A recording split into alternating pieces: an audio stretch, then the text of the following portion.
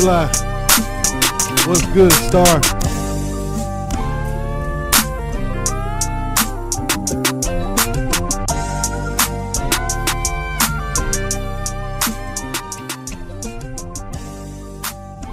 To the chat, salute to the chat, man. Y'all make sure y'all hit the like button on the way in. We gonna get started in about 10 minutes, man. Y'all get in here, y'all make sure y'all hit that like button, man. We got some good stories coming up.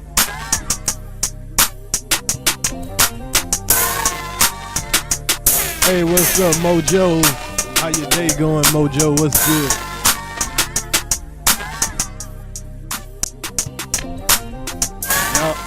Y'all gonna get settled in, man. We gonna be right with the show in a minute. What's good, Nick Lee?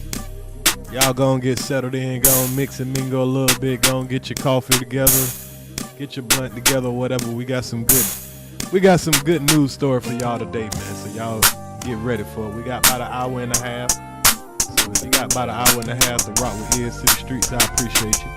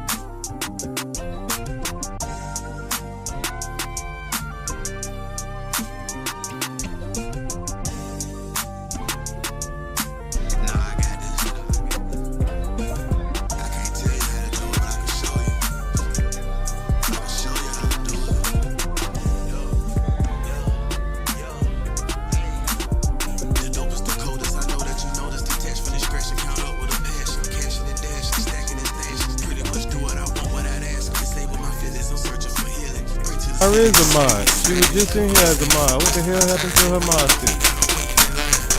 Oh, you know what, Star? We on the other channel, Star. Let me give you a mod stick.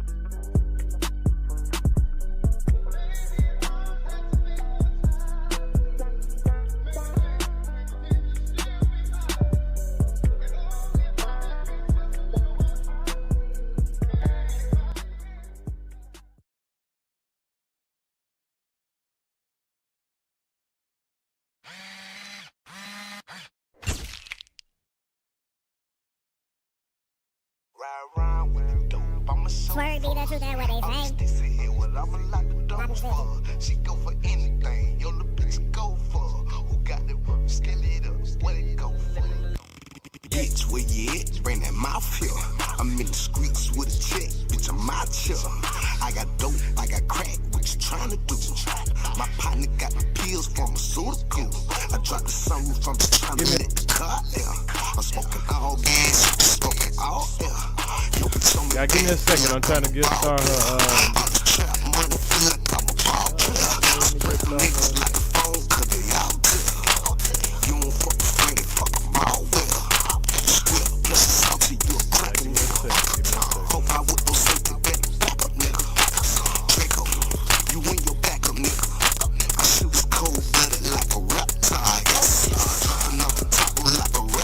All right, there you go, Star. There you go.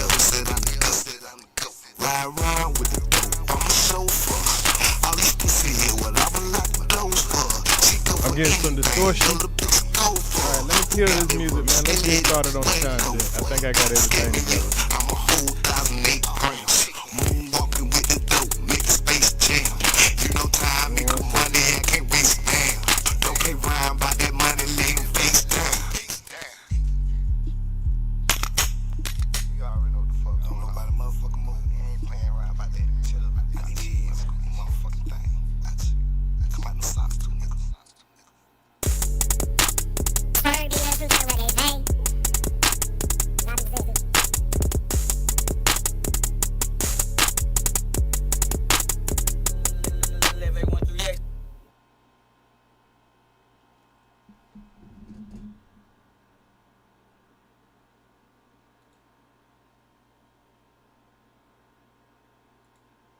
All right, mic check, mic check, mic check, mic check, mic check, mic check, mic check, mic check.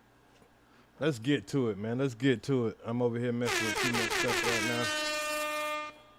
So I already had everything set together, so I don't want to mess with too much stuff and end up getting things out of order. So what's good, everybody? What's good, everybody? Wigmade 912. I'm back in y'all area. And I'm still trying to get things together over here, y'all. I'm still trying to get things together. Hold up, let me get this camera on. I'm still trying to get things together. I swear I had everything together, y'all. I swear I had everything together. And then as soon as you start the live, everything ain't back together again. But yeah, what's good, everybody, man? Shout out to the chat. Shout out to the chat. Man, I got everything over here freezing up on me, y'all. Can y'all hear me just fine? Let's do a mic check, man.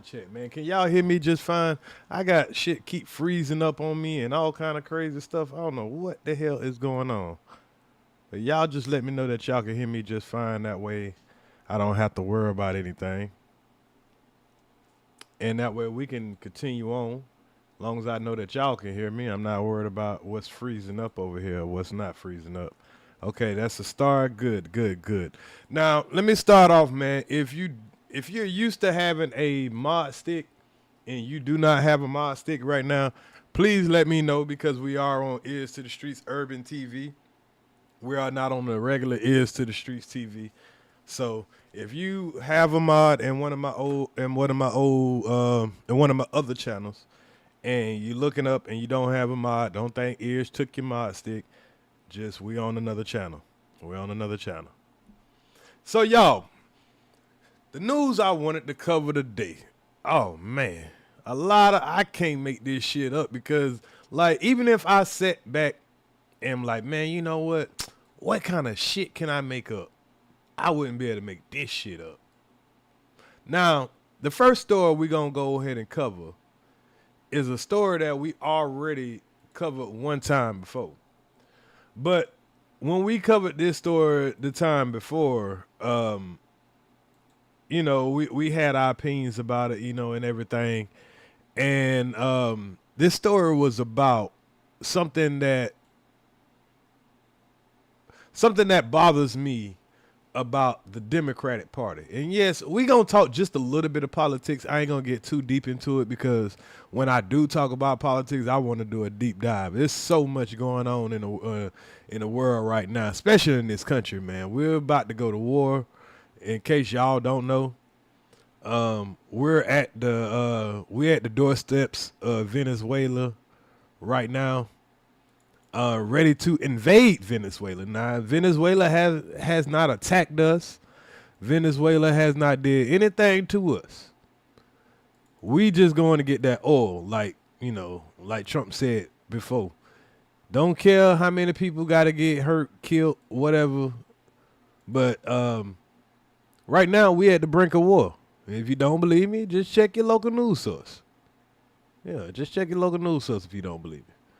But we ain't going to talk about that right now. But I am going to get into that talk about the wars that we're going into after our president promised us that we wasn't going to be going to no new wars. We find ourselves at the brink of war. Now, I'm trying to find this video, y'all. I had the video ready. And now the video is kind of hiding from me. So give me 1 second trying to find this damn video.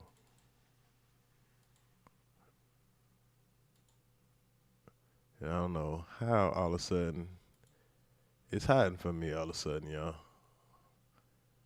I had it ready. Okay. So what I'm going to do since I can't find my video that I was looking for, I'm going to just show y'all a video that we went over because we were talking about the men in the women's locker room, right? So the woman that had the major complaint about the men that were in the women's locker room, and just in case y'all forgot about that situation, let me pull this situation right back up.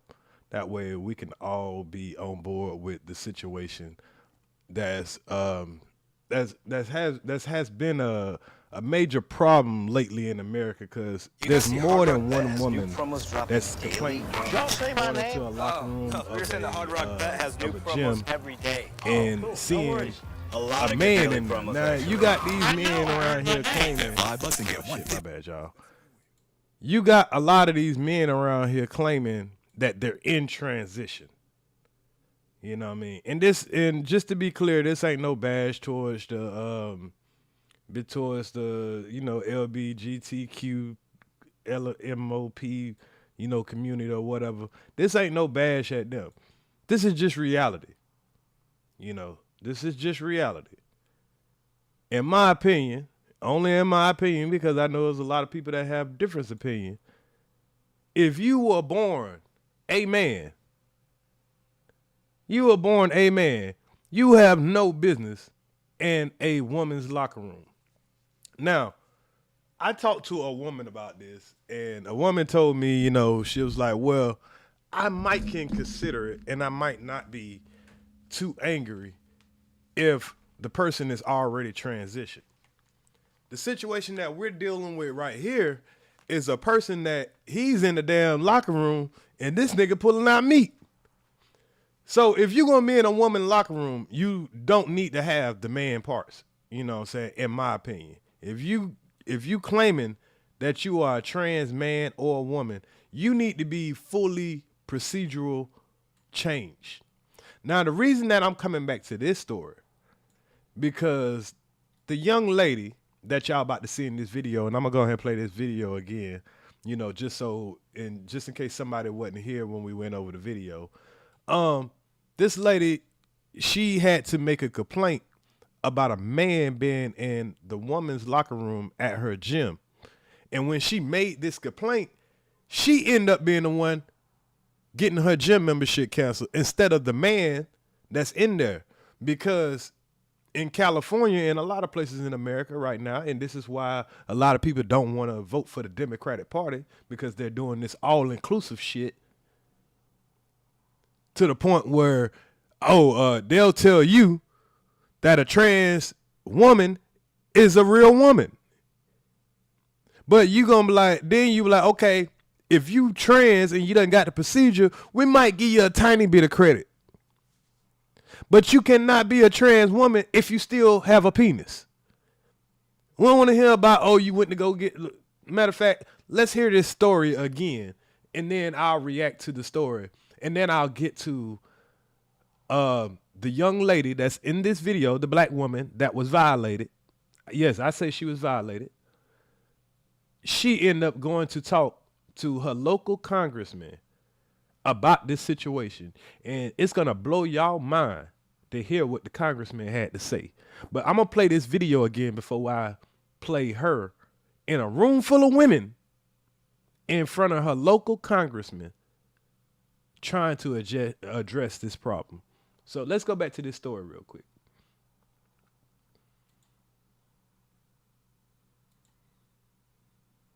There are girls naked in there. Look at them walking in there like it's okay. It's not okay.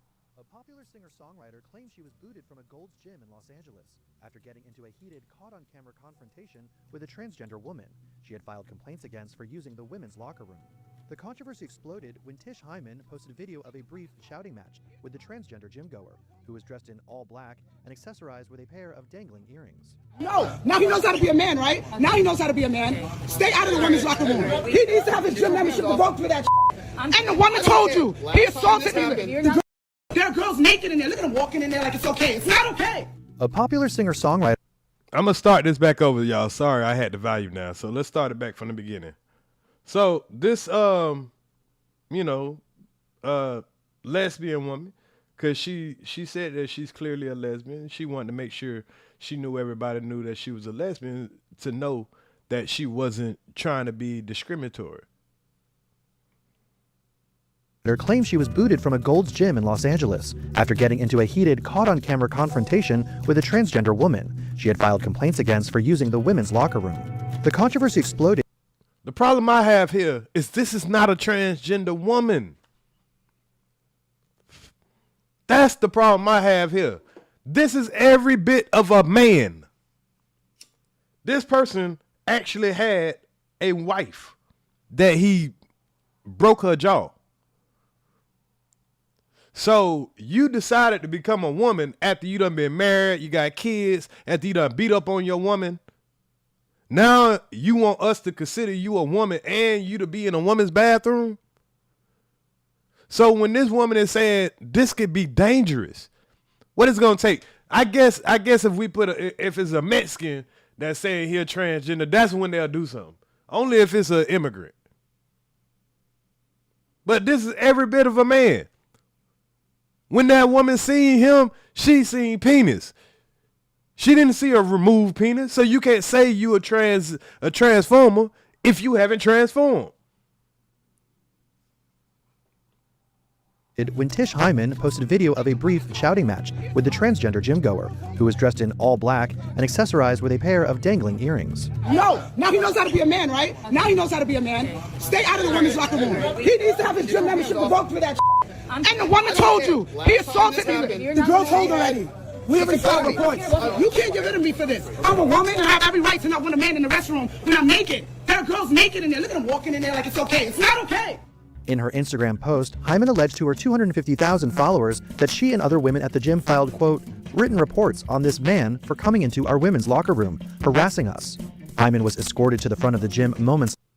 Now it's a damn shame that not just this woman, multiple women are complaining about this man and they're harassing them. And then when you see this dude, supposed to be a transition to a woman, when you see this motherfucker smirking and thinking it's a joke and acting like they're the victim, because believe it or not, y'all, do y'all believe that this, whatever you want is supposed to label it?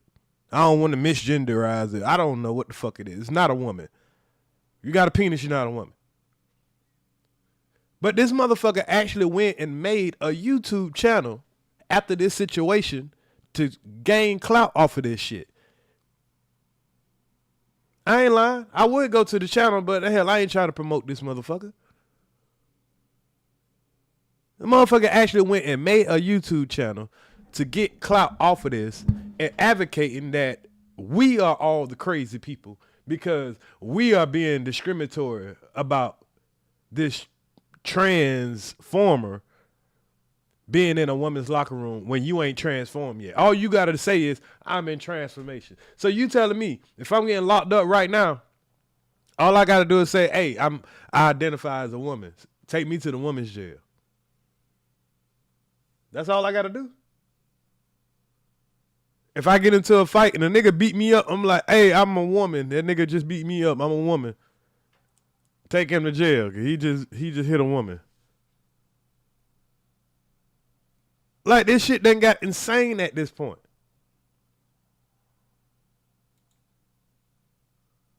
Later, where she claims that her membership was revoked. In a video filmed by a passerby, Hyman could be seen reaming out the gym staff shortly before she was booted from the facility. Men, grown men with big dicks in the women's locker room. And that's why I'm getting kicked out. And I want to make sure the girls know. Everybody saw that man in the locker room. No one saying shit.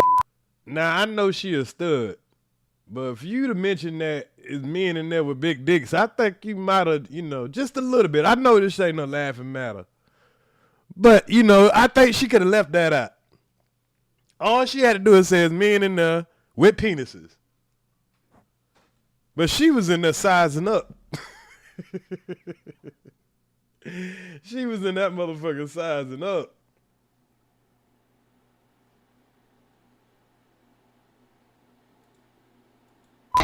Me making in front of a man without my permission. I'm the one who gets kicked out the gym, y'all. The viral interaction if you wasn't don't the get first your between the chicken pair. eating watermelon Hyman had munching- previously filmed a separate confrontation with the same person in the locker room. In Hyman's post, which had the audio removed, she wrote that she had confronted other trans women in the gym's locker room on 4 separate occasions, but was met each time with, quote, anger, disrespect, and total disregard. She also wrote that there was a young woman present in the bathroom. So this woman is saying that this happened multiple times. And I believe this the video where at the end of it, there's a woman on here, another white woman that this happened to too. This is the video. This is not the only situation. This is not a one and done situation. And we all know these guys that think that they're women, they think that they actually can fight women. They have no problem fighting a woman, putting a hand on a woman, none of that shit. Because they actually feel like they are real women. They feel like they got real women rights. And this is what a lot of the white people like, Charlie Kirk and a lot of white people that we don't like when they speak on affirmative action and the Civil Rights Act, because you have this community now hiding under the Civil Rights Act and using the Civil Rights Act for us to give them equal rights to be in women's locker room. Now that's sad. So when I do hear people like, Charlie Kirk and Nick Fuentes and other white folks say that, the Civil Rights Act and affirmative action and this DEI and all that stuff is ruining the country, sometimes I agree with them in some areas about that. Because like I say, they're hiding under the same laws that we had for, black people to get equal rights. And now you got this group of people using it to say, don't violate my equal rights. I'm a woman. But you got a penis. at the time of the interaction, who she claims froze up, quote, completely traumatized, and later thanked her for being there with her. The transgender woman at the center of all the drama has since been identified by TMZ as Alexis Black, who broke her silence about the viral confrontation to the outlet. In an interview with TMZ Live on Tuesday, Black insisted she is entitled to use the female facilities and wouldn't be comfortable in a trans. This motherfucker say it's entitled. It's entitled to be in a woman's facility because he wants to be a woman now. What if he want to be a man in 2 more months? That's crazy. So I'm entitled to everything a woman get just because I say I identify as a woman. That's what y'all saying? What's good, Katie? Only locker room. You're not going to put a trans woman with a trans man just because we're trans, she said. That seems like a whole new envelope of discrimination.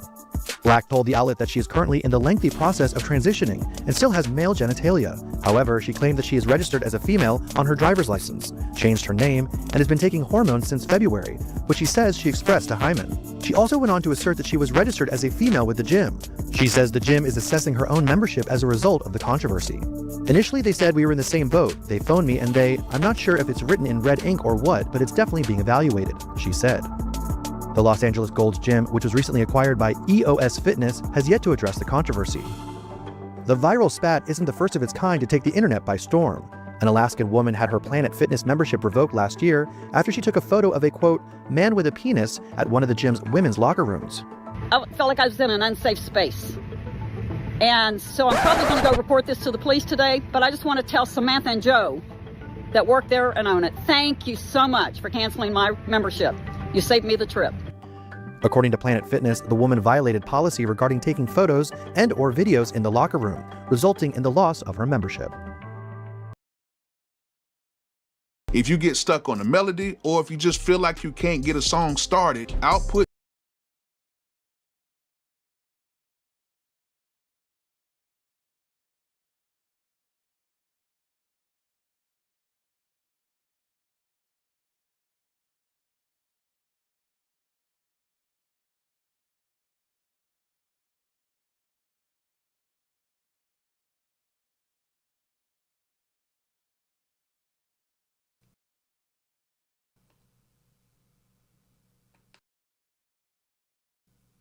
I apologize about that, y'all.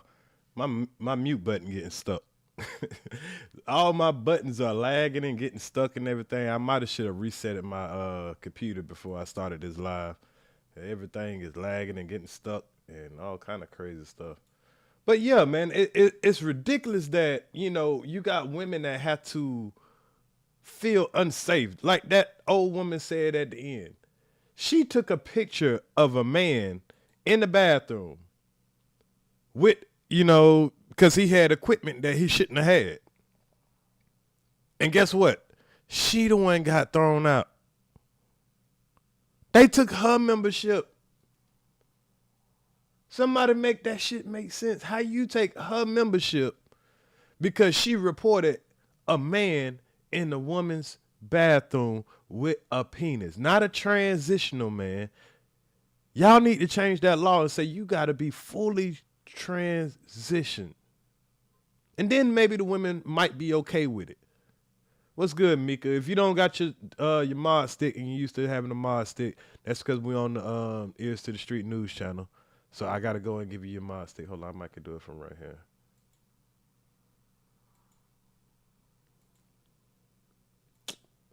My damn thing is acting so, everything is freezing. So anyway, so after she had this situation, right? So she just wasn't going out like that where she was like, all right, y'all motherfuckers ain't gonna do nothing. She decided to take this thing to, you know, to a lawmaker, which is a smart move, you know. But we do know that most of our lawmakers don't give a fuck. But let's see what happened when she took her issue to a lawmaker, you know, as a black woman. Now, I want y'all to observe the room, though, first, as I go over this. Hold on, let me blow this up a little bit more. Before I play this, I want y'all to look at this room. Look at this room really good, y'all. What do y'all notice in this room?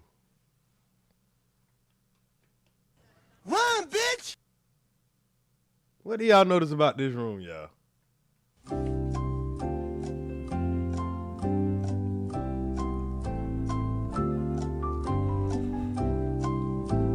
It shouldn't take long. What y'all notice about the room?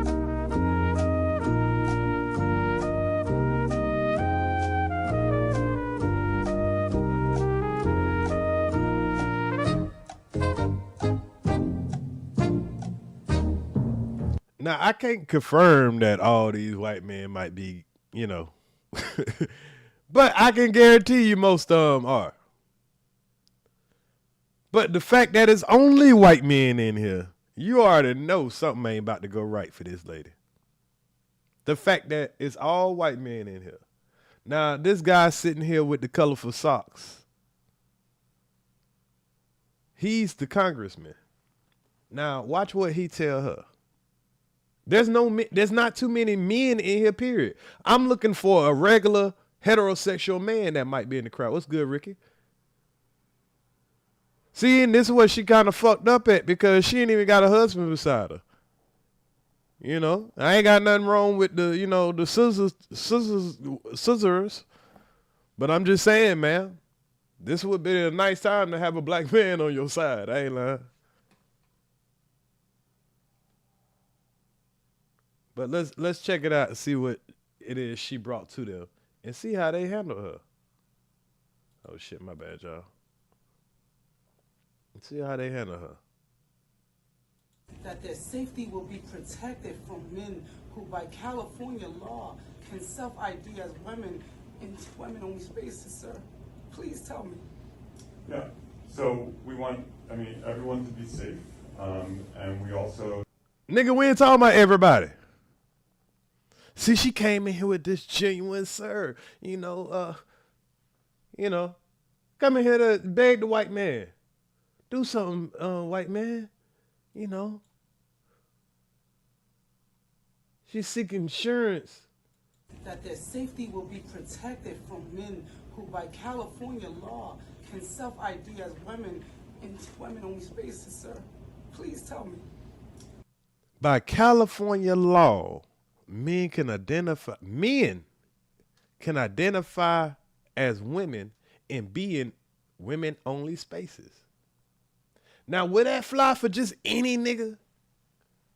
If a gangbanger decided he want to go in a women's bathroom so he can, you know what I'm saying, get his little, or I ain't gonna say just a gangbanger, let's just say any old weirdo decided, hey, I'm gonna go into the women's bathroom and all I gotta do is identify as a woman.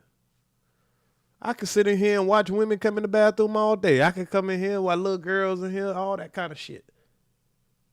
This is what a weirdo could be thinking. By this law. And this dude said, yeah, we want everybody to feel safe. We ain't talking about everybody. We're talking about the women. Yeah, so we want, everyone to be safe. And we also know that, we have trans people, both men and women, who are men and women. What? Say what, motherfucker? He said we have trans men and women who are trans men and women. Nigga, we ain't talking about all them. We talking about women in women's spaces, and if you're not a woman, you shouldn't be in a woman's space. This is why people don't fuck with Democrats. This is a Democratic senator sitting right here telling a black woman that, hey, because these goddamn transformers the one that's holding me up in this seat. I probably can credit Obama for that because he was the one that did the equal opportunity. And to his credit, I don't think he was trying to do it in a malicious way. You just want to try to give people fair rights. If you want to get married and ruin your fucking life, you want to marry another woman and fucking ruin your life, you should be able to marry who you want to marry. You shouldn't be beat up and harassed and stuff for your, for your sexual preference. You should be able to get a job opposed to your, your sexual preference. All of that I'm cool with. But letting males play in female sports, no. Letting males or born males going to female places, no.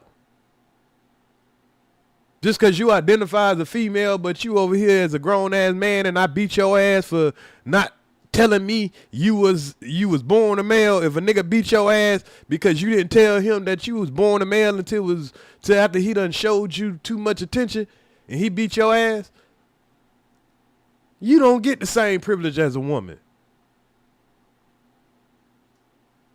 So these are the type shit that I don't like about Democrats, and this is why I could not be a Democrat. Because this the shit I don't agree with. And this man looking dead in this woman's face. And there's other women in here. And I'm pretty sure those might not be women. These other people, because this motherfucker over here, she over here looking dead at him.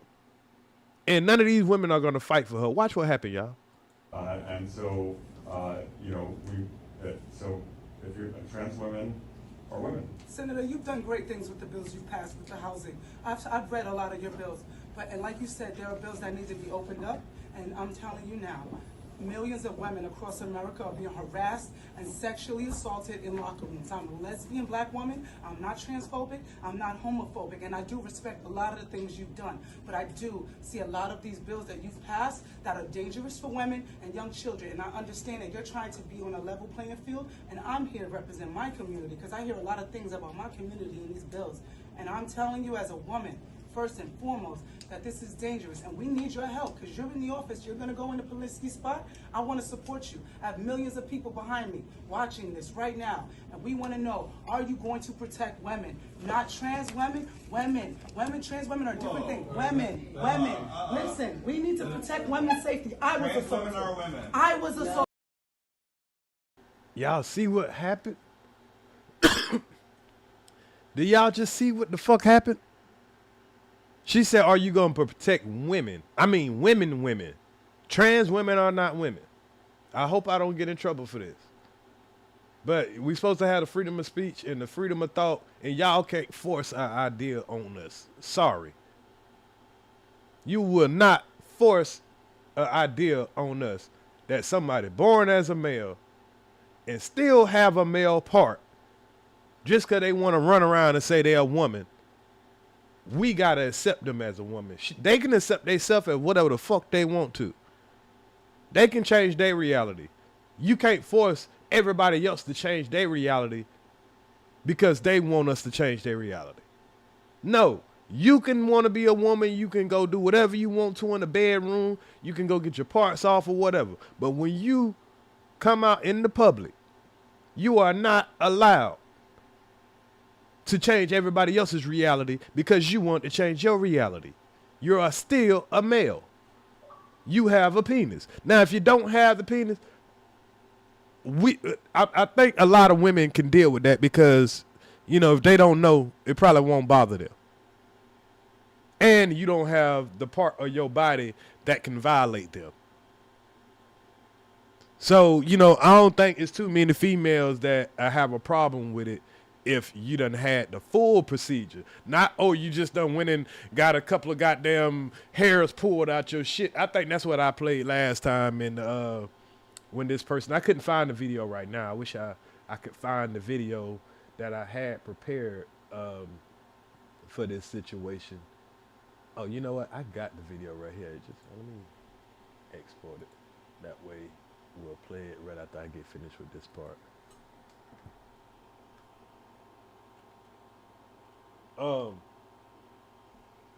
That motherfucker was talking about, yeah, man, I'm going through the procedure right now. You got to get a lot of hairs plucked. It's a whole bunch of stuff you got to do. We don't give a fuck all the shit you got to do.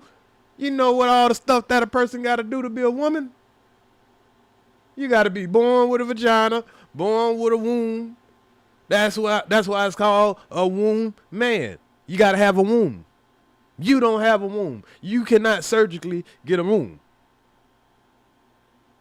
So when you out here talking about trans women are women, no, because you don't have a womb. It takes away the whole part of being a woman. I'm sorry. This is not hate bashing. YouTube, please do not do nothing to me or whatever. I do not hate anybody. This is not any kind of, I'm just giving a fair opinion from a male. I do not agree with it. Hopefully Trump will protect me on this, freedom of speech.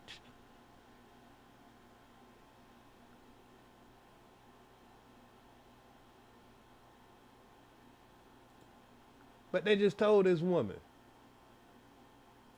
Look what they just told us about. We need to protect women's safety. Women, no, we talking about women. She said not trans women, women. You're going to protect women, not trans women. Women, trans women are different things. Women. Listen, we need to protect women's safety. I was assaulted. I was assaulted. And then you got somebody back there talking about a dude. You got a guy back there. No, they are not. They are men. I was assaulted by men. You got more men in this meeting, and you got the women over here quiet. Look at all the women in here. If they are women, I don't know if these are really men. All of these could really be men. I think so. I think this is a man trans to a woman. Same thing here. He look like he like him. This possibly a trans. Yeah, a lot of these, now that I look at them, they look like they. So she's surrounded. They're talking out of line. She's the one, this is her time to talk. And here they is back there in the background heckling. No. Trans women are women. She said, I was assaulted. Play that one more time. That was a powerful statement. Because you're in the office, you're going to go in the Polisky spot. I want to support you. I have millions of people behind me watching this right now. And we want to know, are you going to protect women? Not trans women, women. Trans women are different things. Women. Listen, we need to protect women's safety. I was assaulted. I was assaulted. No, they are not. They are men. I was assaulted by men. He broke his wife's jaw so bad she needed reconstructive surgery. I'm a lesbian. I'm not transphobic and I'm black. Exactly. How can a trans woman be a woman, but he had a wife? He broke his wife's jaw where she had to have surgery. This so-called woman that was in that locker room broke his wife's jaw to where she had to have surgery. Let that sink in. So you can commit heinous crimes as a man, and then you can go switch over and all of a sudden be a woman now. I guess get a clean slate. So when the police are looking for you as a man, but when they're looking through the system, they got you as a female. So this is how they should play it, right? If they arrested that, whatever right now, the transformer, if they arrested him, where would y'all take him to? Would y'all take him because he still has a male organ part? Would y'all take him to the women's jail or will y'all take him to the men's jail? That should have been the determining part when they had to come to the gym about that situation. This shit is ridiculous. And this woman up here talking to a senator in a town hall, and you got a whole bunch of goddamn dudes talking about, nah, women, men are women. I was assaulted. No, they are not. They are men. I was assaulted by men. He broke his wife's jaw so bad she needed reconstructive surgery.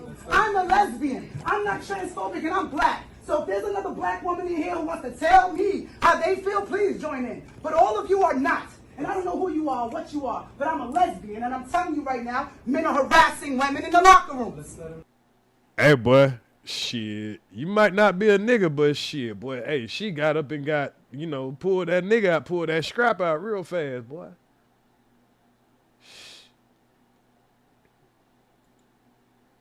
And I'm telling you right now, men are harassing women in the locker room. Let's let him answer the question. I'm just telling you, since y'all want to woo. No, just let's. Now I'm done. And by the way, I respect what you have done. I just want to let you know that. Let's give the senator the opportunity. I'm done. But you see how they're trying to pressure her, want her to shut up, but they ain't tell none of the people in the back that are supposed to be in the audience or supposed to let this woman get her word in. They ready to get on her top. I appreciate your point of view. Thank you. I'm so sorry that you were harassed, Multiple times. and I appreciate you talking about it. I think we need to protect the safety of all women, and that obviously that's incredibly important. And I also know that trans women are also brutalized in this country. So women and cisgender women are brutalized in this country, and we have to protect the safety of all women. We have to protect women. We cannot be raped in the bathrooms by men that want to say they're women. They're not women. They're not women. I'm leaving. It's okay, but I'm not going to take. Now they want her to leave. They want her to leave because this man just sit here and try to conflate the two. Oh, trans women are being abused all around, so you know we're trying to do our best to protect all women because he's trying to conflate the two, trying to say that women and trans women are the same. And then you're not even talking about fully trans women. That's the main problem. You're talking about motherfuckers with penises that are in these locker rooms. And that's what this woman's concern is. This man ain't been a woman his whole life. He ain't get changed over when he was he just always felt like a woman. He got changed over when he was 18. He had a wife. He been, you know what I'm saying? He know what it is to be with a woman. And what proof does he show that he's actually getting the procedures of trans? How we know he won't change his mind 2 weeks from now and say, nah, I want to stay a man. So you was letting him in the woman room and women's spaces all that time. Like this man sitting right up here in front of this woman's face. And I think it's because she's a black woman. And because she's a lesbian. She's not here with a man beside her. She's not here with a group of supporters. Her carpet lickers ain't even backing her right now. Why not? Why the lesbian community ain't backing her? Why the LBGTQ? Oh, because they got the T in there, huh? Yeah. The T done abandoned the LGBTQ. Obviously. Obviously, they done abandoned the T. The T is on its own, and the rest of y'all motherfuckers are on your own, obviously. Cause you would have thought there would have been some gay men in there. You would have thought there would have been some more lesbians in here that say, "Hey, yeah, I'm a lesbian, but I'm still a woman." Yeah, the T done went rogue. You'll think there'll be some lesbians in them like, yeah, I'm still a woman and I don't want a man. Y'all don't like penis, right? Yeah, so y'all don't want no penis in your locker room. We get it. So it should have been a room full of lesbians in here right now. That's crazy that she ain't getting no support behind this shit. That's crazy that this isn't bigger news, especially from a person like Trump. Because under a Biden administration, boy, they would have blew this shit up. This would have been a big ass story if this was under a Biden administration. Why is it that we still dealing with this right now? I know it's California. Telling me, Mr. Executive Order, I write an executive order for everything. I pardon every motherfucker I can. You telling me he couldn't say no? In this country, across the board, if you're born a male, you have to be fully 100% transformed if y'all gonna decide to let them go into a women's bathroom. You got to be 100% transformed. You can't still have the male anatomy and be going in women's places, because that creates a dangerous situation. You got little girls that might see something they shouldn't be seeing at that age.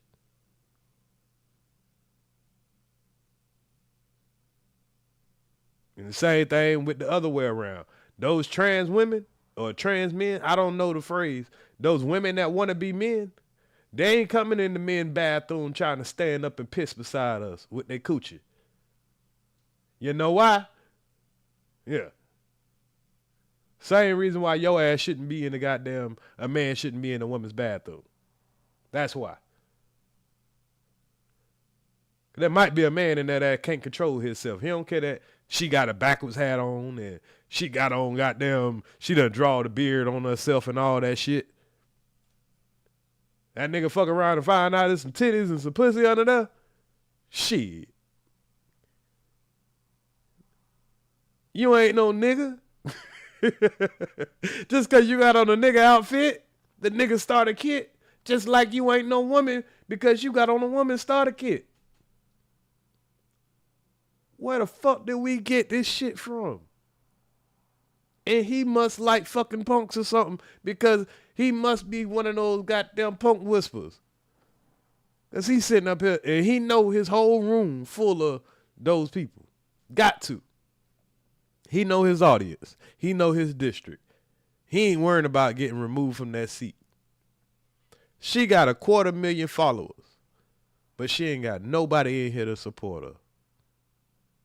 Girl, go get you some meat. Cause if you was goddamn getting some meat, whatever nigga that was, you know what I'm saying, beating you down, he would at least been in there with you and like, I'm with her, him, whatever. Shit. No men in the locker room. But you ain't got nobody else right there with you, speaking up for you. Having your back. That's crazy for a situation like this. I am leaving because you know what? You guys are not protecting women. You're doing a lot. The bills that you're passing for the law, I read a lot of them. They're great. But this things with the trans, it's not right. Thank you very much. You're welcome. Thank you. And my name is Tish Hyman. You heard me, sister? All right. Don't let them use our blackness and our civil rights as a reason to pass weird laws for children to transform. It's wrong. My sister's in jail. She can't get free tampons or soap, but she can get free transformation medication. Big Pharma is best. Tired of it. Yeah, Scott. Things were going so smoothly. Well, let's talk about another uncomfortable moment. When we first started talking in 2008. Man, them folks just said, man, fuck what that nigga talking about. And she made a powerful statement on her way out. She passed right by a black woman that was standing there way back there in the back. Yeah. The other black woman that was there, she went and hid in the corner. Can't even see her. Boy, I swear our people be some cowards. But, hey, this y'all fight. Yeah. Y'all want to always be the, hey, I'm black, I'm lesbian. This your fight. It's mighty funny. And that is fucked up. Her sister in jail, she can't get tampons, something that a woman should get. But you can get medication for being a trans. A personal decision. Not something that God, put on you. Like a period. But because you went out and made a personal decision, now you get to get special medication on the taxpayer dollar. Like I say, I don't got no problem with somebody doing, that's you. Do what you got to do, whatever you want to do. But I shouldn't have to change my reality for it. I shouldn't have to pay for it with my taxpayer dollar. Hell, I think you should be able to get your own fucking community. You should have your own fucking wrestling league, baseball league, basketball league, football league, whatever the fuck you want to play, whatever you want to do. You want to be a woman? Fine. You want to be a man, want to be a woman? Let all y'all motherfuckers go fight in a boxing ring. Y'all go wrestle. Y'all go play basketball. Stop trying to play basketball with the girls, bitch ass nigga. Cause that's all you really is, just a bitch ass nigga, and you want the easier life. Just a bitch ass nigga that just want an easier life. You want to be treated like a bitch. Not a woman, a bitch. You want people to be soft on you. You don't want to do nothing tough. You want to goddamn be a victim. All that crazy shit. You want to be accepted, everything as a woman. But you don't have a womb. That's what a woman is. You cannot be, nobody can fucking put a womb inside you. So changing everybody around your reality for the benefit of a few, that's just the craziest shit. And that's, in my opinion, why Democrats will never get my support on that shit like that. Not being homophobic, I think they should have rights to not be violated. You know, nobody should be beating your ass just for the sole fact that you did that. Now, if you fuck around and lie to somebody and you got somebody in their feelings and then they find out because you didn't tell them out the gate, I mean immediately. Cause don't run around talking about you want to be accepted like everybody else. But no, motherfucker, you are not who you were born. Nobody has to ignore that for your fucking feelings. Motherfucker, you should have, I feel like you should have a damn, you should have to wear a fucking patch, a sticker or something. Cause motherfucker, when I don't want to see you walking in the fucking building or something, I don't want to be holding the door for you. You're not a fucking woman. Don't need to be mistaken and holding and trying to be a gentleman and shit, thinking that it's a motherfucking woman. No, you need to have a patch on if you ask me. There should be some kind of identifier. You know what I mean? Them motherfuckers should have a highlight, like they have to wear a certain pair of shoes or something. I ain't lying. Cause that's how you'll get fucked up. Then y'all try to act like it's just cause people don't like you. No, motherfuckers don't like to be manipulated. That's the problem. Them women don't want to go in there and a motherfucker in there with meat. Because you might try to say you a swinger. You go both ways. That ain't what they want. Especially a woman like that. She's a lesbian. And that's crazy. And for her to get kicked out the gym, that shows who they value. But anyway, I had wanted to touch back on that story, man. That story there was crazy. So let's go to another story, y'all. So what else we got, man? What else we got? So let's slang down here to Florida, man. Y'all know there's always some crazy ass shit happening down here in Florida. So, let's swing down here to Florida. So if you're in Florida, man, I'm gonna tell you something, man. This is just a little quick. Be careful what you argue with a motherfucker about, girl. Bitch will bust your ass about damn near anything in Florida.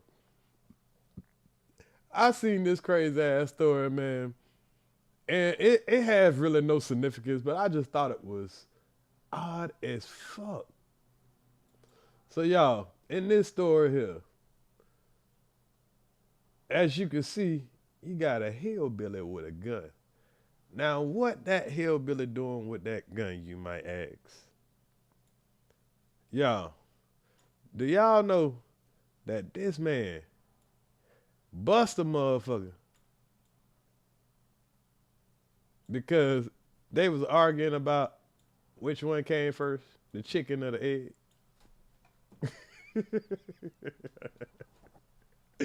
Oh, man, let's see. Let me play this video, man. A bar argument over how many eggs a chicken lay leads to gunfire only in Florida. I ain't lying. It might can happen somewhere else, but shit. dressed like this. Choose any food item from the Paddock Lounge menu and get a $10 game card.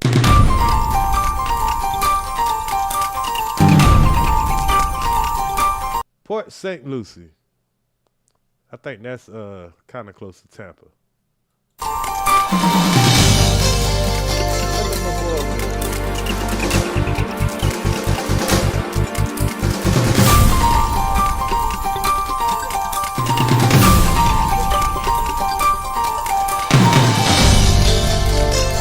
There was a conversation about how many, I kid you not, how many eggs a chicken can lay, and that conversation got a little heated, and as it went out into the parking lot, the conversation continued, and the shooter became agitated, became paranoid.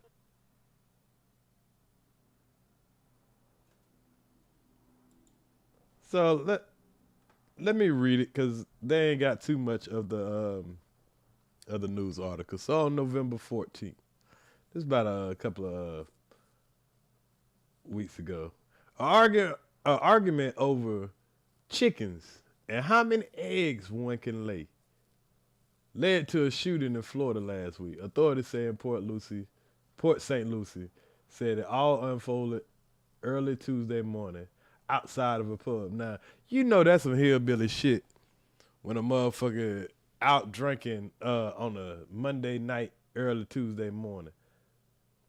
So it says, police said, oh, let me fix this on my screen so y'all can read it with me.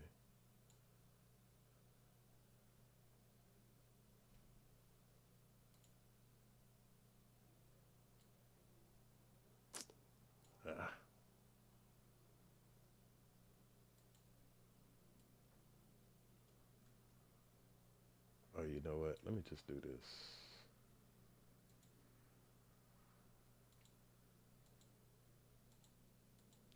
Hold up, y'all.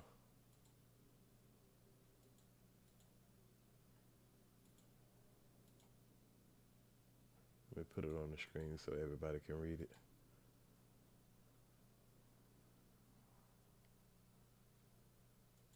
All right. So here we go.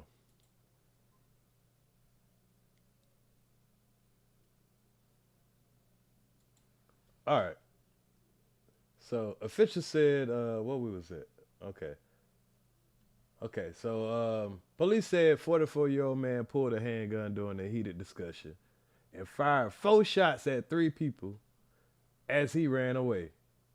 No one was hurt by the gunfire. So he got mad. They start arguing about some chickens, right?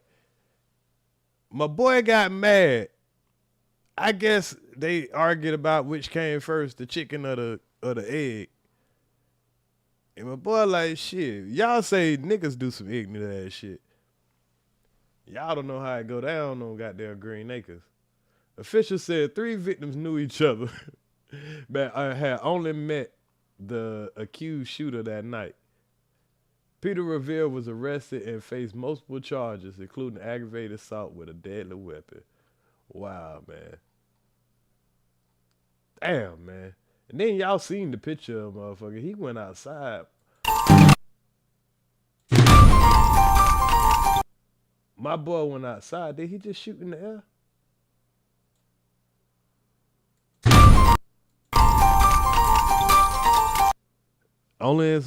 That's some Florida shit. That's when you know you got some white privilege. Cause his ass probably would have got shot as soon as the police would have pulled up if he was a black person. And he definitely would be doing some time. I'm pretty sure they're gonna drop his charges.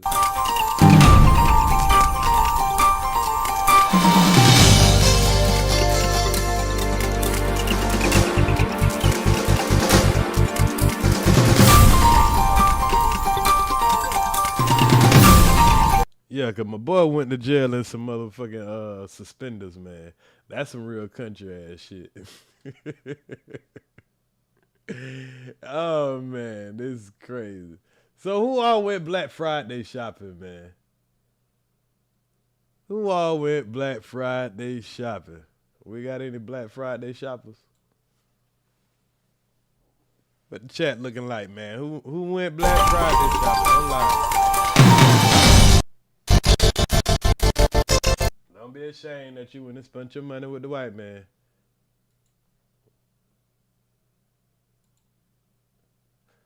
So hopefully y'all Black Friday shoppers didn't get bamboozled like some Black Friday shoppers got. Do y'all know that Target told a lot of y'all dumb motherfuckers that if you one of the first 100 Black Friday shoppers, that you gonna get a goodie bag. Y'all know how, Americans are so stupid, man. Like, this shit is getting ridiculous. Like, for real, man. America, like, we getting dumber and dumber by the day. Like, idiocracy is right around the corner, in my opinion. So, Target done got down, finessed the shit out of a whole bunch of people. You know, y'all know how it used to be on Black Friday. Black Friday ain't like it used to be. Back in the days, Black Friday was like, you better get there early because that's really when you gonna get the deal. Now, they know y'all gonna come anyway, so they'll give you the same price of the shit anyway. Like, something you bought last week might be $15.99. That bitch might be $15.49. You know what I'm saying? Like, they know y'all gonna come anyway. So now they're not making no effort of cutting you no deal. You gonna come spend regardless. This Black Friday, Target promised people a special gift. Let's see what that special gift was. Hours outside Target. Hundreds of customers braved sub-zero temperatures to queue for 5 hours outside Target, only to find the reward utterly insulting. To secure one of the first 100 limited edition swag bags, shoppers lined up in the freezing wind before dawn, with temperatures plunging to minus 10 degrees Celsius.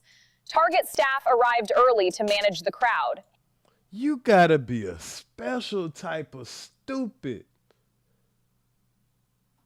to sit outside in a negative 13-degree weather because Target done told you, yeah, we're going to give you a special grab bag. You got jokers that went from Thanksgiving dinner and say, hey, you know what? I know my family in town and everything, but I'm going to go sit outside Target so I can get this special grab bag. What y'all thought Target was going to give y'all? I'll wait. What did y'all really think Target was going to give y'all? They thought Target was going to give them a free TV or a microwave or a blender or what? Y'all thought y'all was going to get something worth $100? 100 people with something worth $100? You thought Target was going to do that? Handing out hot chocolate and promising queuers that the contents would be worth every penny. I think they meant that literally. Yeah, hey, stay out here. I want y'all to be out here. Stay out here for 5 hours. I know it's cold as a motherfucker. Y'all sit right here. I'm telling you, we got y'all. We got y'all.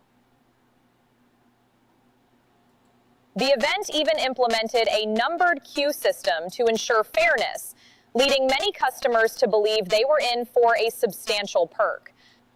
Oh, man. Damn, this should have been April Fool's. I'm going to rewind this back a little bit. I'm going to rewind this back again so y'all can let this sink in what these dummies just did. Hundreds of customers braved sub-zero temperatures to queue for 5 hours outside Target, only to find the reward utterly insulting. To secure one of the first 100 limited edition swag bags, shoppers lined up in the freezing wind before dawn, with temperatures plunging to minus 10 degrees Celsius. Target staff arrived early to manage the crowd, handing out hot chocolate and promising queuers that the contents would be worth every penny. The event even implemented a numbered queue system to ensure fairness, leading many customers to believe they were in for a substantial perk. But when the store opened at 6 a.m. and shoppers entered to claim their bags, The contents sparked outrage. While the packaging looked fancy, the actual contents enraged many who had waited. A few packets of drink mix, a deck of Uno cards, and a lip gloss that looked like it was pulled from clearance shelves or picked up off the floor. Numerous participants stated this fell far short. Say what? And they called that a what bag? A finesse bag? Hey, boy, y'all had to look. I think the bag cost more than what the shit that was in the bag. So they waited for. You say they waited for what, a Kool-Aid pack and what? Fancy, the actual contents enraged many who had waited. A few pack. Look at these fools. All these fools sleeping on the street. Mostly white folks. But we saw some black folks too, so you know our black people they always follow in the dumb shit white folks do. They can't help themselves. While the packaging looked fancy, the actual contents enraged many who had waited. Look at these motherfuckers out here with blankets, sleeping on the streets, waiting for 5 hours for a pack of Uno cards, some Kool-Aid mix, in a goddamn glittery bag. Fucking dummies fucked around and found. Oh yeah, some nerds. Oh, and I seen one person show the nerd pack that they showed. The nerds ain't even have, like, y'all know how it be a pack of nerds and they have like a bunch of nerds in there. The motherfucking nerds had one cluster in there. Yeah, you had to share one cluster, one special nerd in there. They ain't even give you a whole pack of nerds. They could have gave you like the family size pack of nerds and Uno cards. Uno cards. You don't get a nigga no Connect Four, some chess, checkers, spades. I mean, poker cards, something. Uno.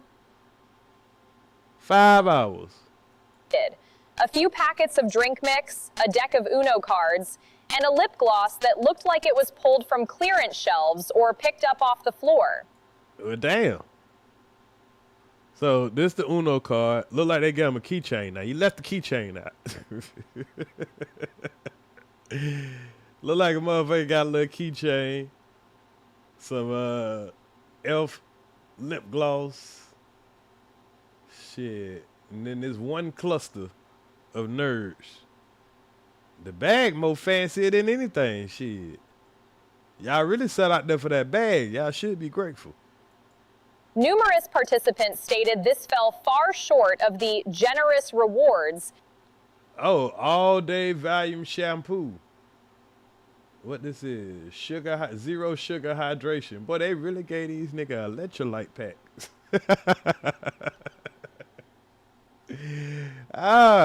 Target ain't shit. They gave y'all fucking electrolyte pack, some shampoo, one nerd, not some nerds. They gave them one nerd and a pack of Uno cards. And said, bitch, go in there and spend some money. And I bet they still went in there. I wouldn't have bought shit after they gave me that shit. Fuck that. I would have been like, man, I lost 5 hours of my life, but I ain't spending nan dime in this motherfucker after y'all just tried me like this. I bet these stupid motherfuckers still went in there and spent hundreds of thousands of dollars. Just how stupid Americans are, man. Americans just stupid. I ain't gonna call it white people or black people, because I seen some black people up there, I'm pretty sure, with some Latinos and Asians, all following these white folks. Just stupid. Same. Hinted at by the company. Netizens questioned, is this a Black Friday gift pack or just clearing out inventory? Customers waited 5 hours in sub-zero temperature. Girl, yeah. We caught you, black girl. You got caught. Now y'all want to try to act like Karens. Want to go up there and act like you entitled. I know I am insulted that y'all gave me that. They say, call corporate. We ain't got nothing to do with that. We just work here. Yeah, shit. What the fuck y'all thought? Y'all thought 1,000 of y'all motherfuckers gonna line up out here and we was gonna get all y'all motherfucking $200, $300 TVs or something? What y'all thought? What y'all thought? If they giving 100, the first 100 people to something free, even if they gave y'all something that costs $1, that's $100 out of their pocket.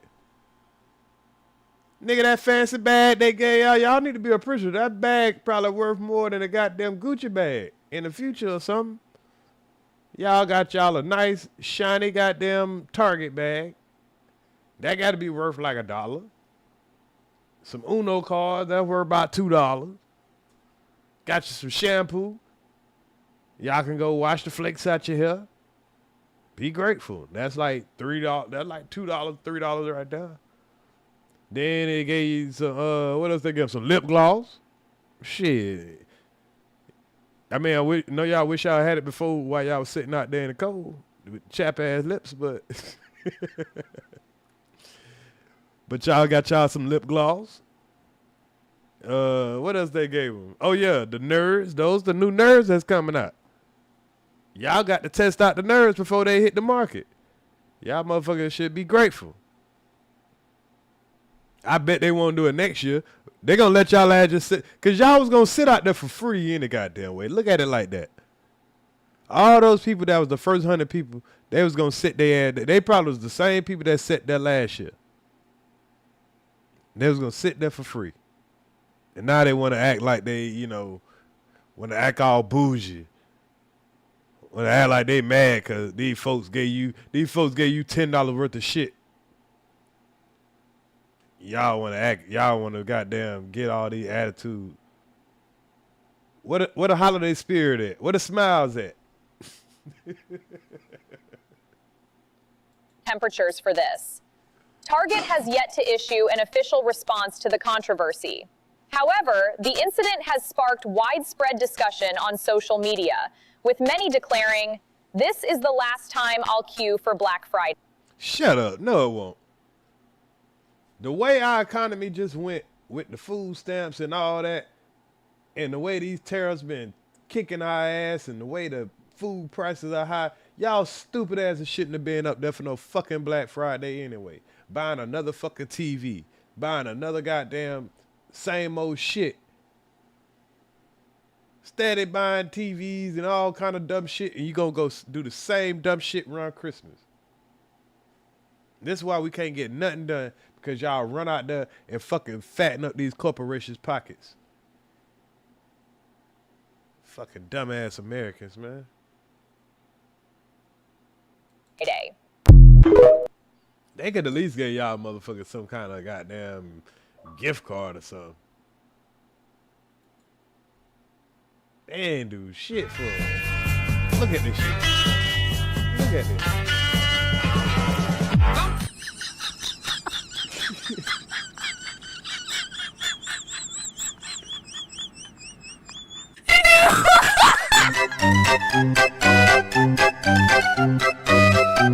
Well, that's definitely a swag bag, boy.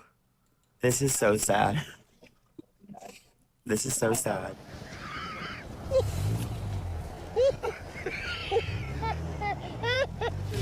Last Christmas, I gave you my heart.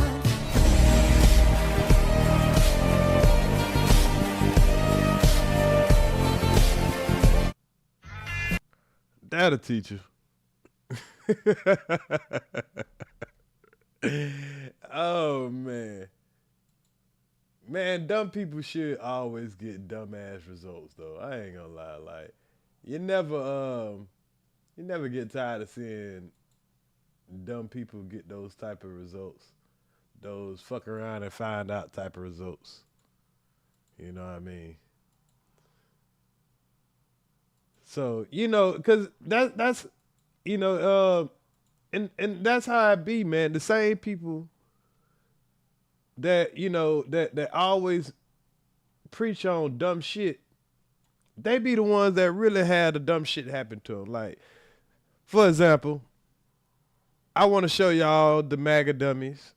You know, it's very widespread that it's always the black people that are abusing the system, the food stamp system, and all that stuff like that. But I ran across this right here, and of course this is Florida, so you know we got wiggers down here.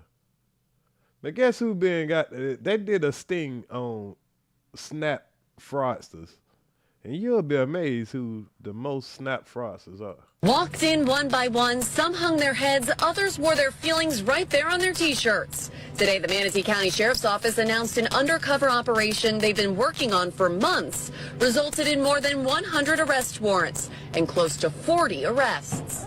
This is a huge problem, and we're like one of maybe 3 or 4 law enforcement agencies in the state of Florida that have decided to do something about this.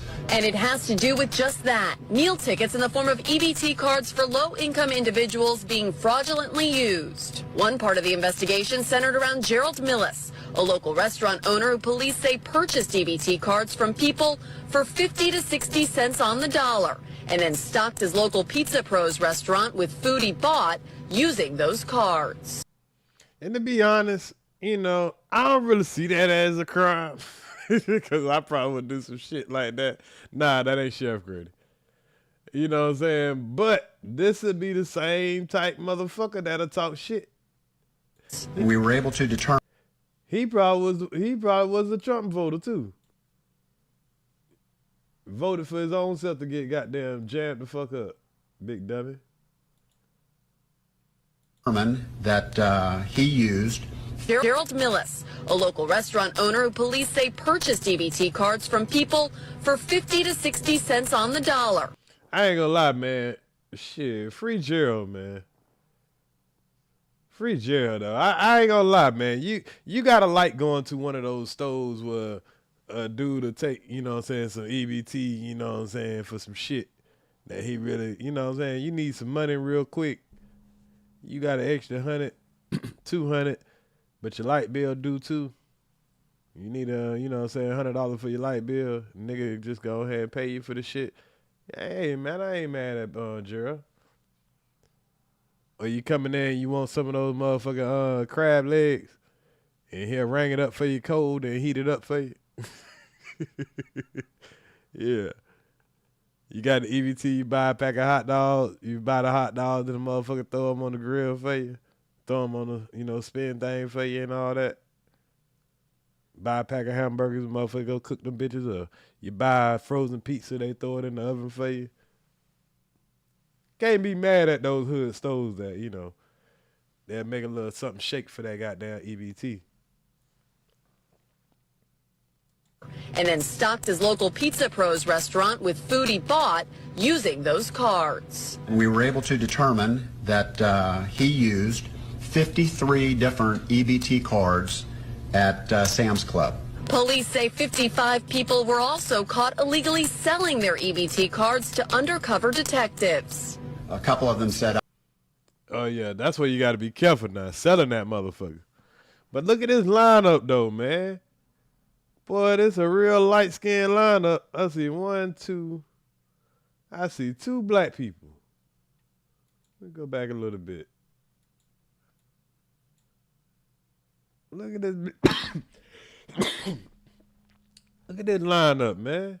One, I think that's a black person there. I think that's one there too. But boy, this is a very light lineup. In Florida? But let them tell it. It's us that's running up the goddamn EBT. EBT cards to undercover detectives. a couple of them said, I'm headed to go get some rock cocaine. A beyond frustrating So a couple of them said, I'm going to get me some rock cocaine. I'm going to get me some rock cocaine. You a motherfucking lie. Ain't nobody say, I'm going to get some rock cocaine. Motherfucker might say, I'm going to get some dope. Ain't nobody ever tell you I'm going to get no rock cocaine. Nobody ain't say no shit like that. Y'all some lying motherfuckers. Couple of them saying we're going to go get some rock cocaine. Oh man, we're gonna get us some rock cocaine. So what you was gonna do with EBT? I was gonna go get me some rock cocaine. Them motherfuckers say anything. But yeah, look at that lineup, man. Good job, Trump. Shit. if these the motherfuckers you stopping from getting motherfucking, you know what I'm saying, getting these EBTs, I'm all for it. I'm glad he stopped it. Reality for taxpayers who today learned their hard-earned money is being misused. I hope none of y'all be able to be eligible to get them back either. Hell nah. But yeah, man. Hey, shout out to Trump. But you got to be careful about talking shit about Trump, man. Because you can get your ass fired. You can get your ass in all type of shit fucking with Trump all type of way, man. We are dealing with the type of president that, you know, a lot of people will, like these racist ass, a lot of these, you know, slow people, they will fight a battle for, you know, Trump. In this next story, we're going to see an example of a man that used to be a police officer.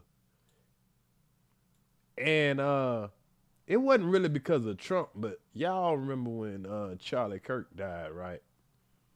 But you couldn't say shit about Charlie Kirk. I told y'all my safety coordinator at my job got fired for posting something on Facebook about Charlie Kirk. So y'all know them folks weren't playing about Charlie, old Charlie. Including this situation right here. Let's check out this situation right here. A Facebook comment quoting President Trump cost a man his freedom. Part of a sheriff's new explanation was just contradicted by police. Good evening and welcome to News 2 at 6. I'm Bob Mueller. Larry Bushart has been in jail since September 21st. His bond is $2 million. The Perry County... His bond is what? Run, bitch! Run! His bond is a what? A man arrested after Facebook comment quoting Trump. So you telling me he said something that Trump said and he got thrown in jail and his bond was $2 million with an M? And he's a white man? And nobody's talking about how a man just got locked up for his freedom of speech?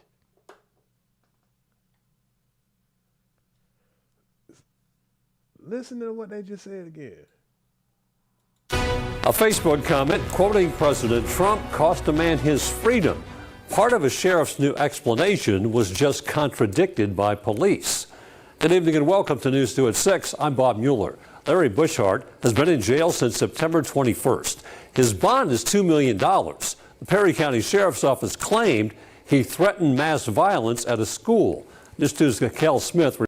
They claim he threatened mad violence at a school. But y'all know when they want some crazy shit to happen, you know. But let's see if that claim has any backing. Or was this just political? What's good, Blanket?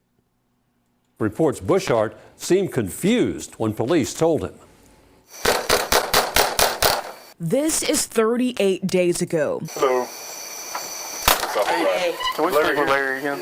Lexington police are about to arrest Larry Bushart. His supporters say he is a retired law enforcement officer. He's also critical of the Trump administration. Boy, Just if you on don't the get day your of his chicken arrest, eating he watermelon, posted munching dozens of corn. memes to Facebook. Hey, Mr. Larry. Yes? So, Perry County has called back again, okay? And they've ended up issuing a warrant for you, okay? So you're going to have to come with us. We'll get you booked in, we'll get all this figured out, and then you'll have to take it up with them in their court, okay? Okay.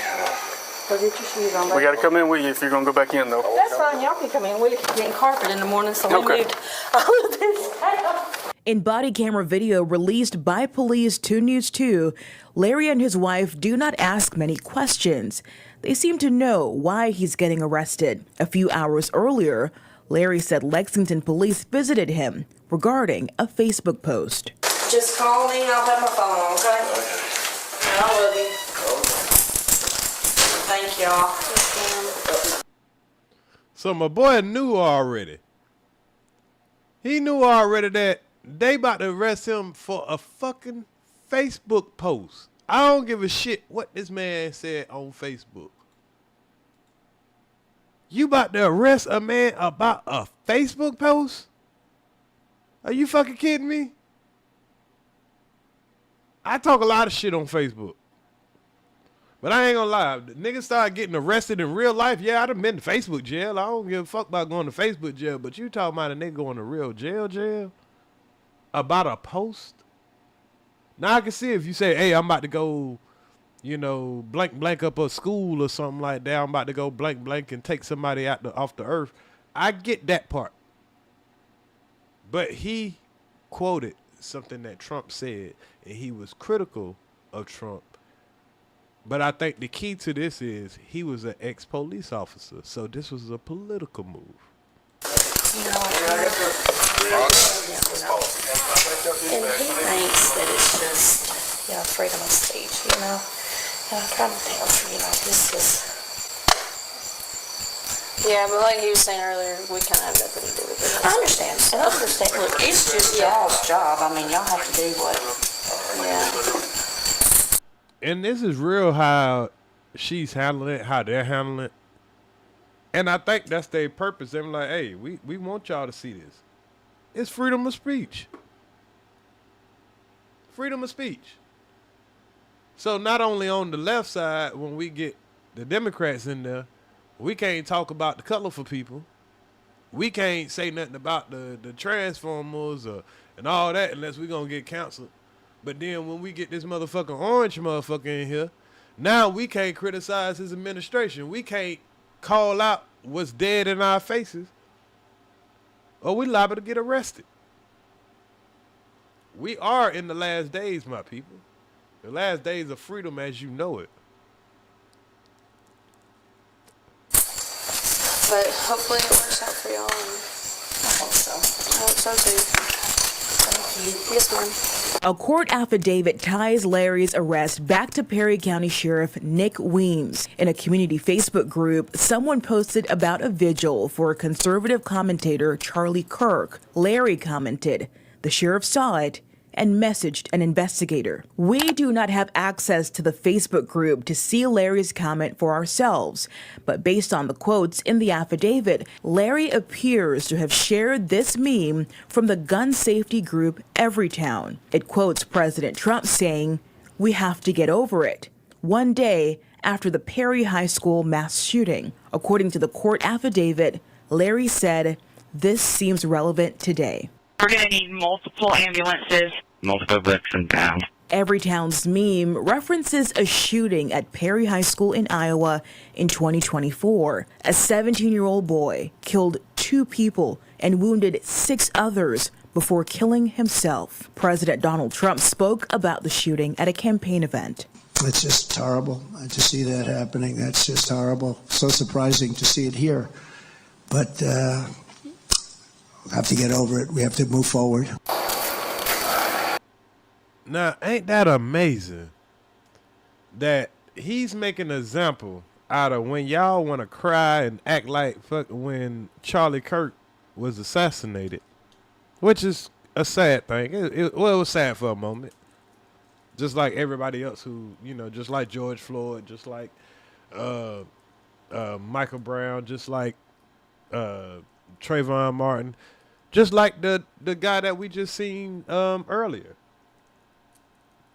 It's tragic, but we got to move forward. I kind of agree with Trump. But see, when you speaking on their sweet Lord and Savior, Charlie Kirk, and say, okay, yeah, it was wrong. It's fucked up, but we got to get over it. You have the chief of police. You have the police that will be stalking your Facebook post and be like, oh, I'm so butthurt that I want you to go arrest that man for his freedom of speech. And he's quoting what the president said. So the president can say, well, we got to get over it when it's innocent children. But we're talking about a race-baiting YouTuber or content creator. Like I say, he still doesn't deserve what happened to him, but, you know, he's not an innocent kid. So if a guy say we got to get over it, now this guy got to go to jail. That's crazy. The affidavit accuses Larry of threatening mass violence at school. The arresting officer told him just as the body camera video ended. And just to clarify, this is what they charged him with. Okay. Threatening mass violence at a school. At a school? It's referring to a school. I have no idea. I know. That's what they've called us for, and I ain't got a clue. I played on Facebook. I threatened no one. I know you don't give a I ain't got a clue. I just had to do what I had to do. I've been in Facebook. I'm not saying you did or didn't do anything. No, I did do, but I don't think I committed a crime. That's what I'm saying. I'm not saying you did or did not commit a crime. I may have been but I'm That's not illegal. No.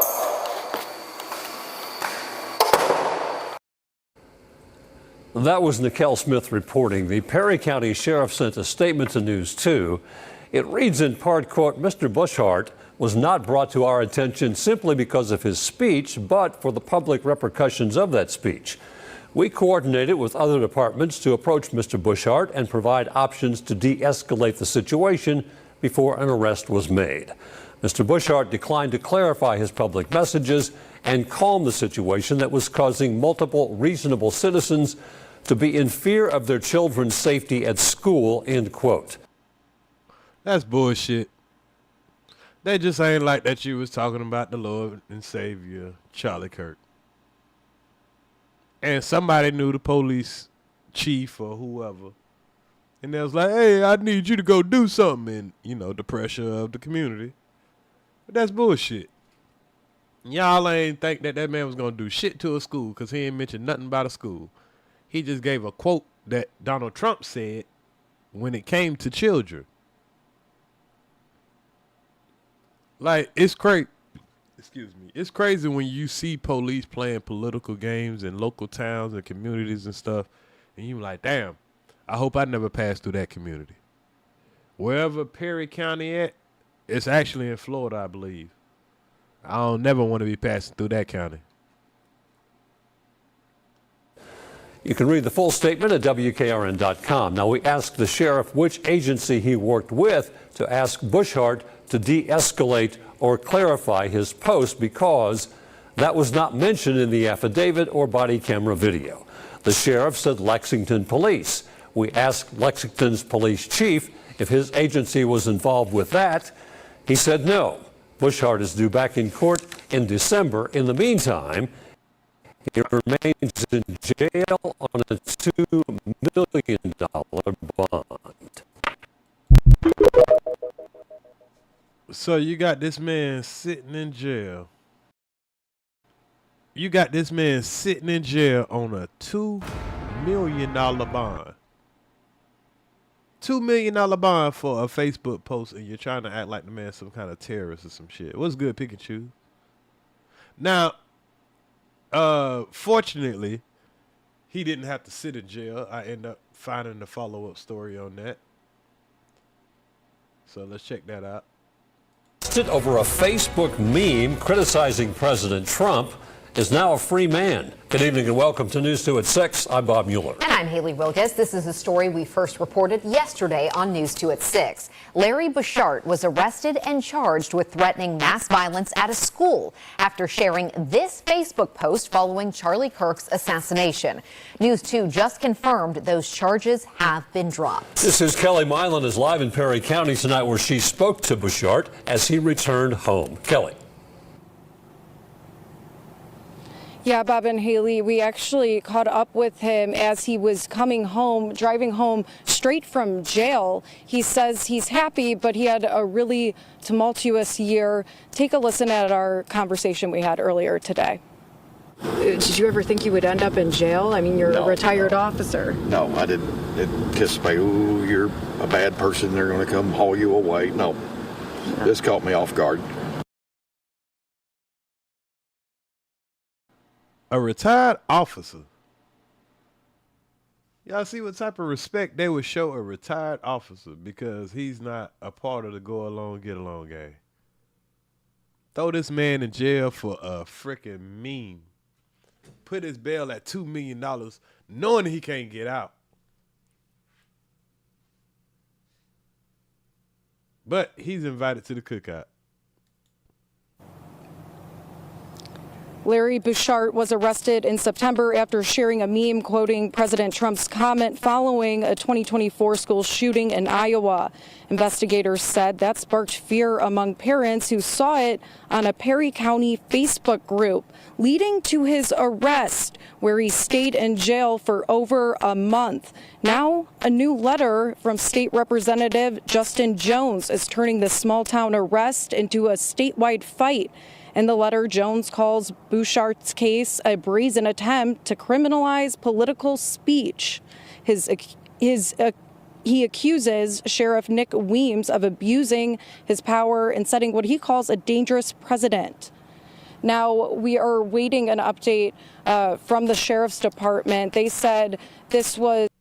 No, that's definitely an abuse of power if I ever seen it in my damn life. Because being the fact that now that we know that this guy was an ex-law enforcement and he shared it in a group, probably he had old law enforcement friends or something like that. And it definitely was probably a old co-worker he worked with and all that. And they got butthurt about old Charlie Kirk because they believe all the fuck shit Charlie Kirk put out there. Mostly about black people. So that describes to you how they're patrolling the streets.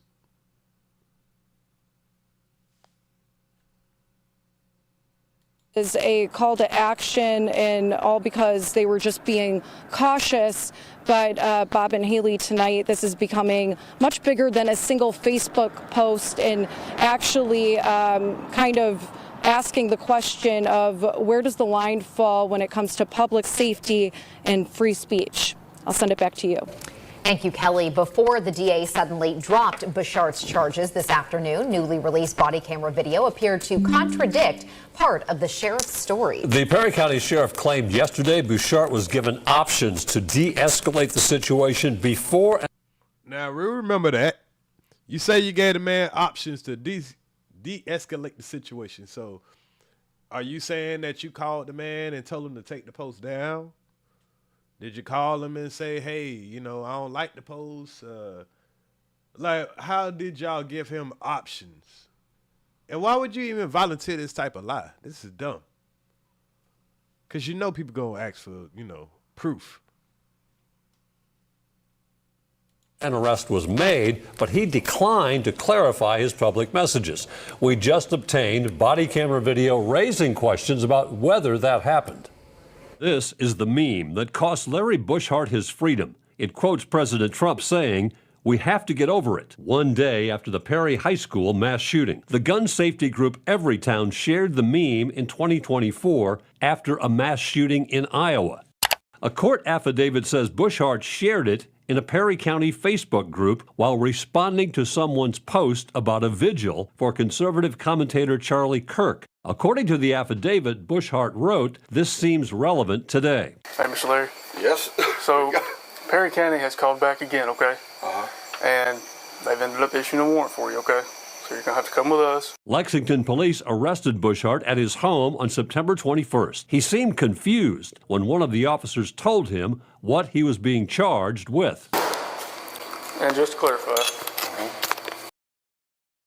And that was my bad, y'all. I thought this was Florida. This is Kentucky.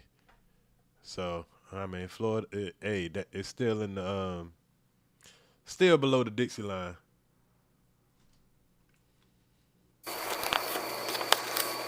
This is what they charged you with. Okay. Threatening mass violence at a school. At a school? It's referring to the school. I have no idea. That's what they've called us for, and I ain't got a clue. In a statement yesterday to News 2, Perry County Sheriff Nick Weems claimed Bouchard's post caused multiple reasonable citizens to be in fear of their children's safety at school. He also said his investigator reached out to Lexington police to approach Mr. Bouchard and provide options to de-escalate the situation before an arrest was made. Mr. Bouchard declined to clarify his public message and calm the situation. Newly released body camera video from Lexington police raised questions about whether that's true. Okay. So a Perry County investigator wants to speak to you about something. Can I speak to you about something? Perry County investigator. Yes, sir. Okay. So I'm just going to be completely honest with you. I have really no idea what they're talking about. He had just called me and said that there was some concerning posts that were made on Facebook. On Facebook, yes, sir. And they sent you guys. They did. They wanted me to come make contact with you and let you know that they may be in contact with you and see if you still live here. I don't know exactly what they're referring to. Oh, I knew. Charlie Kirk. Well, I don't know. I just know law enforcement. They said that something was insinuating violence. No, it wasn't. And like I'm not going to take it down. Go look. Larry said he would not take the post down, but he also was not asked to take it down. Now, they just took what that man just said totally out of context.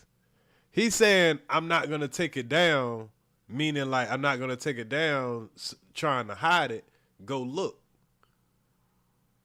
And it doesn't have anything inciting violence. All he's just saying is, we got to get over it. He using a quote that, and he'll like, this is the appropriate time for it. He using a quote that our president used, just really saying that y'all care so much about this type of shit.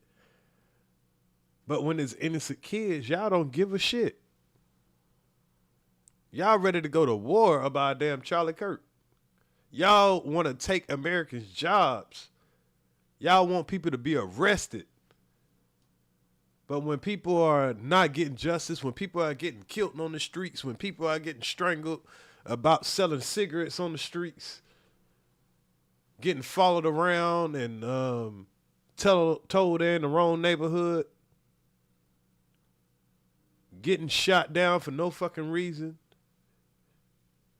we ain't supposed to stand up for that type of injustice. But police definitely gonna do their job when you talk about the wrong person. A good old boy. That shit is crazy. This is where we at right now, y'all.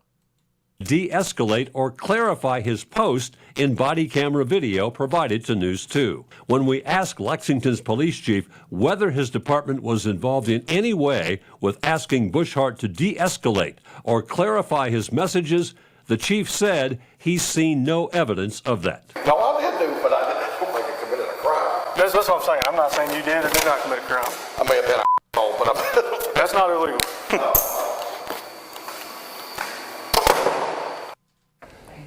We reached out to Perry County Sheriff again today to follow up his claims that Bushart was offered an opportunity to de-escalate and clarify his post. He said his investigator's report says that a Lexington officer told him that. He also said he has not seen Lexington's body camera video. We're working to find out whether Bushart plans to take any legal action for his arrest. And see, when I see shit like this, man, it just lets me know just the type of bullshit that they can pull when they really want to pull the bullshit. You know, it's crazy. And I mean, this is an ex-police officer. Think about what they'll do to an average nigga like me and you. I mean, I'm just saying, man. I'm just saying. So, one more, I think I got, how many more stories I have? I got 2 more stories, y'all. No, 3 more. So let's talk about some NBA players, y'all. Let's talk about a couple of NBA players, and we ain't even talking about the Waccoon. So this is a story that old Johnny Blaze brought to my attention the other day, a couple of days ago, and then I started seeing more about it on Facebook and everything. Your boy Patrick Beverly, man. He's found himself in this situation, and I ain't gonna lie, I kind of can't even blame him in this situation, according to how they're reporting it anyway. So let's go over it real quick. Patrick Beverly arrest. NBA star found sister with 18-year-old man. Representatives for the former Milwaukee Bucks player have issued a statement about his 3rd felony assault arrest. I didn't know he had other felony assault arrests. So yeah, that might make things a little bit different. Patrick Beverly was arrested earlier this week for third-degree felony assault. Okay, maybe that's what they mean when they say third assault arrest. They mean third degree. And now representatives for the NBA player have issued a statement in his defense. On Friday, November 14th, this was reported that the former Milwaukee Bucks player was taken into custody in Richmond, Texas, and charged with assault on a family member, household member, either or, y'all. Not a family, it could be a family member or a household member, impeding breath or circulation, meaning he choked somebody the fuck out. He was charged with assault on a family member or a household member, impeding breath or circulation. Somebody got choked the fuck out in Patrick Beverly's Texas home. Beverly bond was posted at $40,000, and since Friday, the ex-NBA star no longer listing as being in custody. On the same day, a statement was shared by Beverly's attorney, Letitia Quinwans Hollins, I believe that's it, and posted to his Instagram story recounting what led to his arrest. Patrick Beverly has no criminal record. He cares deeply about his little sister, a young lady, a minor. Remember that, y'all, a minor. And remember, they just said he found an 18-year-old at his house. So in Texas, that 18-year-old better be lucky that he didn't pew him. You get what I'm saying? Because Texas got similar laws to Florida when it comes to gun laws. And trust me, if he would have popped him, I don't think too many. They would have given him a hard time being that he's an ex-NBA player. But if you as a white man coming home and your underage daughter is in the house with a male over age and he pewed him, there would be a whole bunch of understanding. But being that this is Patrick Beverly, we'll see if there's any understanding about it. So let's get back to it. Say, Patrick Beverly has no criminal record. He cares deeply about his little sister, a young lady, a minor, the statement read. Given that when he unexpectedly found her alone in the home with an 18-year-old man in the middle of the night, he was understandably concerned, as any brother would be about his sister. I totally agree. The statement concluded, however, we don't believe that what followed happened the way it's been described, and we look forward to the opportunity to address that in court. A caption shared alongside the statement, y'all pray for the fam. Patrick Beverly has no criminal. Okay, so this is the statement that they put on Instagram, pretty much saying, y'all pray for him. Which I'm on his side on this one. I come home, my minor sister, whether that means she has to be under 16, is, in this house with an 18-year-old, yeah, she's been fast, so of course I'm gonna be on her ass, but for this Negro to be in my house, yeah, he gonna get his little ass choked out too. And good thing he restrained himself and only choked the young man out and didn't, you know what I'm saying? But see, these young dudes, they be carrying pistols nowadays. So maybe his little sister don't understand the seriousness of having some young boy over to her house knowing the position that her brother is in. Because a guy could be playing her close, to be having a drop on her brother. And I know they don't stay in no probably easily accessible place. They probably stay in some kind of place, off in the cut. You got to get through security gates and all type of stuff like that. So, and he probably wasn't supposed to be coming home or something. She probably thought Big Bruh had a game tonight. He was going to be in another city, another state or whatever. and she could just have her older boyfriend come over, and you know, damn near done got that man damn near. You know, damn near got him damn near.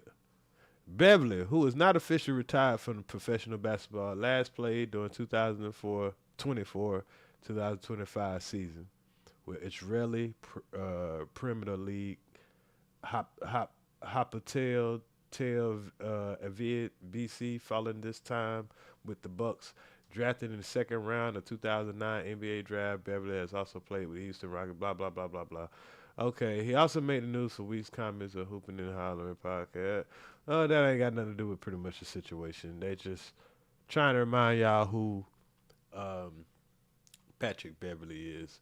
And Patrick Beverly is like the poster boy for hard work, from grinding from the bottom and making it, you know. Here's a brother that he didn't get drafted. You know, he had to go overseas. He had to go into development leagues, and he took all the cuts, and he's not the tallest. He doesn't jump the highest. He doesn't have the best shot, the prettiest game. He just worked hard and got what he got from working hard.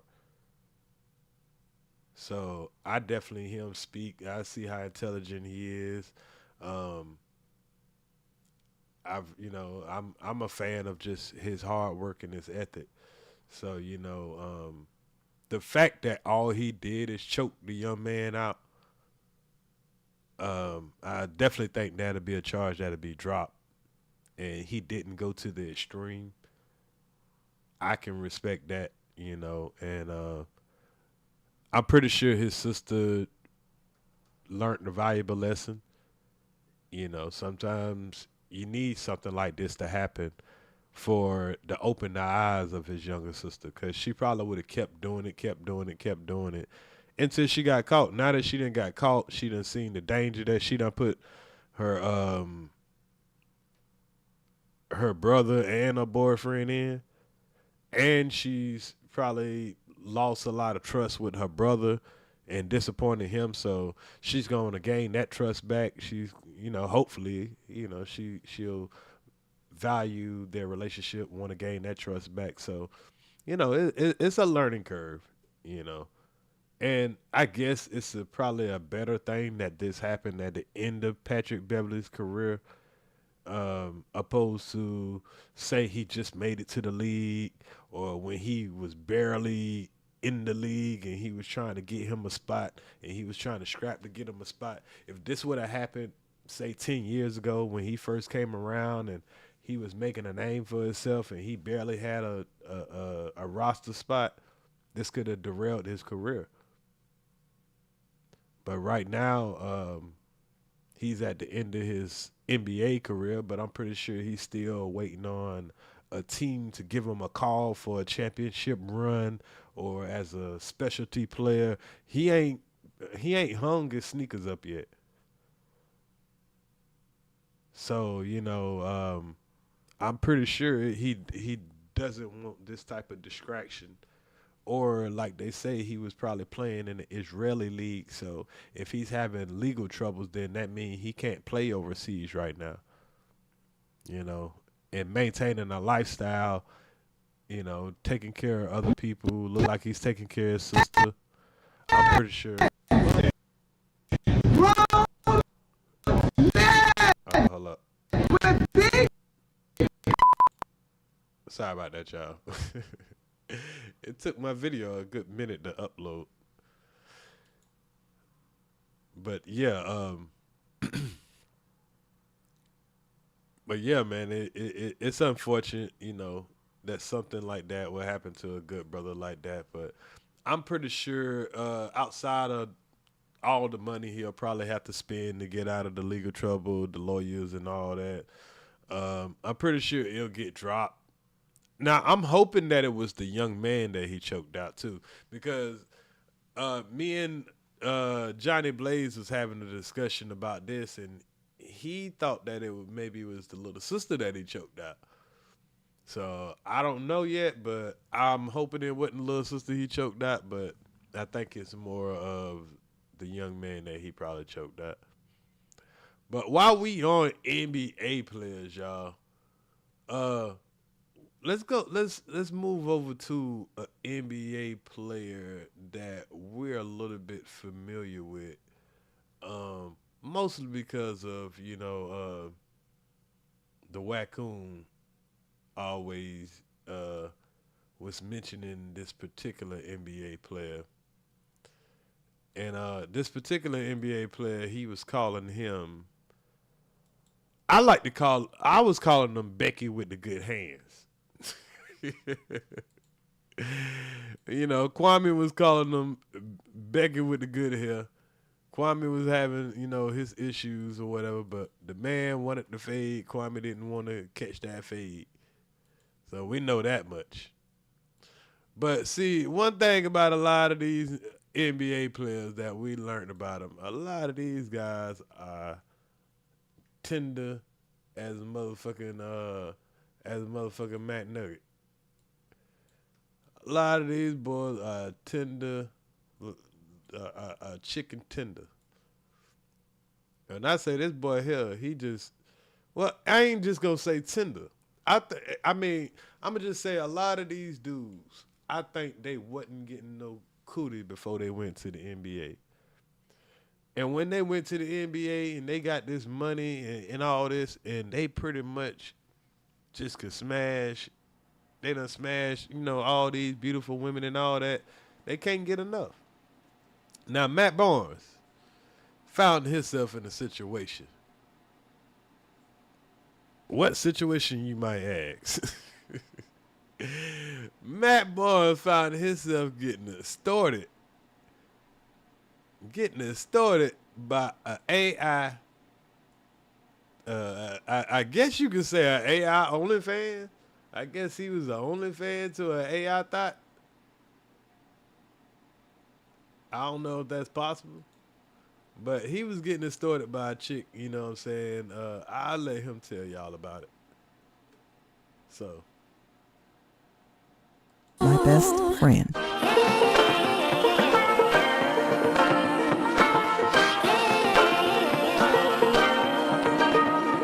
Matt Barnes reveals he's being extorted by a random he met on IG. All right, story time. And by no means am I sharing this story for empathy or sympathy. I'm sharing this story because a lie can travel around the world before the truth wakes up. And although this is all being handled legally and people are in the process of being sued, I wanted to address it because the bullshit continues to come out. For like the last 6 to 8 months, there's been a lot of bullshit, particularly posted by Tasha K, and some new chick just got into it, Jessie something, about messages, text messages, voice audios, all this shit. And it's 1,000% all bullshit. And I'm going to explain why, and I'm going to show you some receipts to show you that I'm not lying. Because unfortunately, today, you got to do that. So this started July of 2023. My ex and I had split up for about a month. And this chick DMs me, and I entertain her. We go back and forth. Conversation is spicy. But we never met, never kicked it, never met, never seen this chick. That's mistake number one, light skin. So how the fuck do you be a rich nigga all this damn time? And just a random chick can message you and you start biting on it. You're a fucking NBA player, bruh. Of course random chicks gonna motherfucking inbox you. You can look like motherfucking goddamn Panda Coon. These bitches looking for the bag. Or what they at least think the bag at. They know your ass played in the NBA. You got something left. You got some extortion money. And you're talking about you and your wife were split. And boy, you was that damn thirsty. You and your wife, not just your girlfriend. You and your wife. Y'all got kids together. You want to keep your home together because you are an ex-NBA player And you should know I got a lot to fucking lose. I'm on all the smoke. I'm on all this. You know, I got a lot of money coming in. I don't need to be going through no more divorces. You know, I already went through it with Derek Fisher and, you know what I'm saying, had Derek Fisher have to put hands on you and all that shit like that. Come on, man. God damn, boy. Becky with the good hands. I was kind of rooting for you, man, but god damn, nigga. And now you trying to get in front of the store. Nigga, we know what you trying to do. That's what this nigga trying to do. He trying to get in front of the store. Nah, nigga. You done crashed the fuck out. He about to tell us how he done simped out. All right, Becky with the good hands. Tell us how you done got there. I'ma still call you Becky with the... I might have to change the name, man, from Becky with the good hands, man. One time in my life. And then back in the night, all the text messages out in the process of being sued because a lie can travel around the world before the truth wakes up. And although this is all being handled legally and people are in the process of being sued, I wanted to address it because the bullshit continues to come out. For like the last 6 to 8 months, there's been a lot of bullshit, particularly posted by Tasha K, and some new chick just got into it, Jesse something, about messages, text messages, voice audios, all this shit. And it's 1,000% all bullshit. And I'm going to explain why, and I'm going to show you some receipts to show you that I'm not lying. Because unfortunately, today, you got to do that. So this started July of 2023. My ex and I had split up for about a month. And this chick DMs me, and I entertain her. We go back and forth. Conversation gets spicy. But we never met, never kicked it, never met, never seen this chick one time in my life. And then fast forward, my ex and I. That's crazy. So I kind of want to know, how spicy did it get? Like, was y'all exchanging? Because he doing that fast talking right now. And you could tell these NBA niggas, they lie. You know what I'm saying? These niggas, they tell you what you want to hear. Gil, I could tell Gil a real one because Gil will tell you even the embarrassing shit about himself. You know what I'm saying? I've come to learn that about Gil. So I can trust a person that'll even tell you the embarrassing shit about themselves. Now this nigga here, he was conversation got spicy. You know, you and your girl was split up. You and your wife was split up for a month. You started talking to a random chick you never seen a day in your life, and you gave a chick ammo to have evidence of you having some kind of back and forth between them. I don't know what you done said to this chick now. Maybe y'all sent some token of trust, whatever, back and forth. But your antenna should have went off already. You think a motherfucker don't know who you is? This could have been a setup. This nigga showing how easy he is to set up. What up, bag of chips? I got back together, so I told her. She got a little weird, but she kind of just fell back. So moving along, we get back together and we end up doing this reality show. And while we were on this reality show, we find out we're pregnant. So we announce that on the reality show. And when that airs for the world to see, I start getting hit up from different phone numbers, tripping. I'm going to do this. I'm going to do that. I'm going to expose this. So I think to myself, like, expose what? Like, we've never kicked it, met, person, shook hands, hugged, none of that shit. So I'm like, expose what? But at the same time, you know, my ex was a little older, which is a high risk pregnancy. And I didn't want no bullshit. Cap, nigga. Cap, you ain't looking in the camera no more. Y'all, why this nigga done stop looking in the camera? So, if you ain't had nothing to hide, except for a little conversation, you know, he got a little hot. What's a little hot? Son her a token of trust? She son you a token of trust? You say y'all was split up for a month. You know what I mean? So you don't want to stress your girl out, but you ain't did nothing. You ain't did nothing but some texting. I think this chick that he met that he never seen, I think he was scared that it might not have been a chick. She might have got something out of him that, you know what I'm saying, that he thought it was confidential between them two. Because this person had to know something. Because if y'all never did nothing, it wouldn't matter. Now they seeing him on TV, they're like, oh, okay. I got this on this nigga.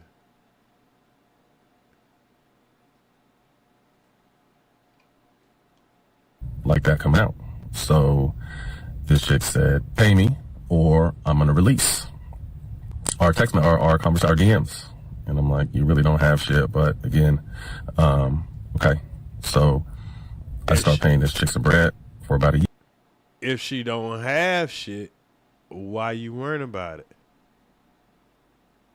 That's like just Jay just telling me right now, pay me or I'm gonna release our messages. I don't give a fuck. We ain't never said nothing. If you ain't never said nothing, what the fuck is you worrying about? This boy hiding something. So this chick said, pay me or I'm gonna release. Our text, our conversation, our DMs. And I'm like, you really don't have shit. But again, okay. So I start paying this chick some bread for about a year. I'm gonna show you those receipts too. And during this time, I'm kind of just tapping in with her because she's a wild card. She's a nigga, you ain't gotta show us the receipts of the money you been sending this woman for a year. You paid her a whole year, nigga. You only take a baby 9 months to come out. Cause your excuse was you didn't want to stress out your baby mama while she was having the baby. So you paid a motherfucker for a year. You had to be paying some bands too. Cause she know you're an NBA player. She know you getting money. What did this woman know that made you want to keep some text messages quiet? Cause if you was broken up for a month, if you done told your baby mama about the text messages anyway, and you know, like you say, she was acting weird, cause she probably didn't give a fuck. She probably was goddamn getting knocked off too. You know what I'm saying? So I mean, you the same nigga Derek Fisher done goddamn took your chick, but I mean, I'm just saying. Not case. And kind of just checking in, having empty conversations to make sure she's cool. September of last year, we have the baby. And I keep paying her until the end of the year. So until December. I think December 6th was the last time I sent her bread. So come January, she flips out. You need to do this. If you don't do this, I'm going to expose everything. So I just confessed. I told my ex, like, look, showed her the DMs, the conversations, proved that I'd never kicked it with the chick. But this chick starts going crazy and saying, I'm going to expose you and you just wait. And I'm going to show you that too, so y'all can see. But she just starts going on a rampage. The one thing I will say is this chick is good. We had DM for a little bit. There's some voice audios. And then during the process where I was trying to keep her sane, we exchanged phone numbers. So she starts chopping and even AI in my voice because she had it on a few voice audios. Get the fuck out of here. She's like, man, this boy say, see, we knew the BS was coming when he was like, oh yeah, she good. Then he say, you know, the point when I was trying to keep her at bay, then y'all started talking on the phone. So y'all wasn't talking on the phone until after she started extorting you? So you getting extorted by text messages? And then you're saying that she used AI to make you say some stuff that you didn't say? So I think he trying to say that some shit about to come out of him saying, kind of on some Shannon Sharp shit, and he gonna claim it's AI.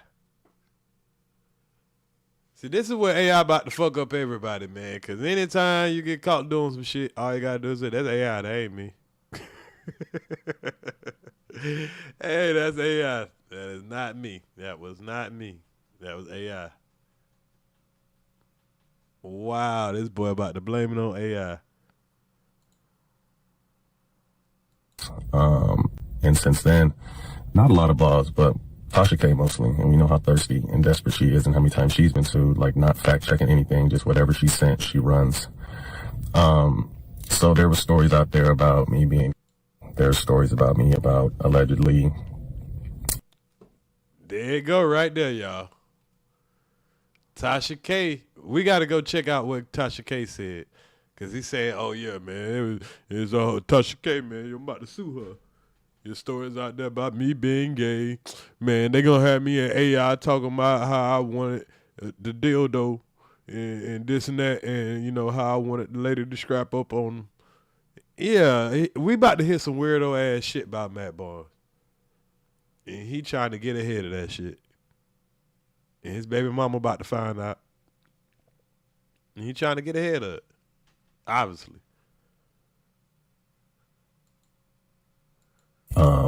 Trying to convince a girlfriend of mine not to go on reality TV. What else? There's a story about me, the recent one about me allegedly trying to talk someone into an abortion. They stories about my kids and all kinds of weird. Be sure to like, share, and subscribe. I think in closing, a lot of you who follow me and know me know that I'm not perfect, far from perfect. Plenty of times, but I'm real. A lot of my private stuff is played out publicly. You guys have witnessed me lose my family this year. You guys have witnessed a lot of shit. And again, I don't make no excuses for none of my bullshit. I accept everything on the chin that I'm responsible for. But again, I had to come and speak out this because it's bullshit. And perception is reality, and people run with perception instead of understanding the reality.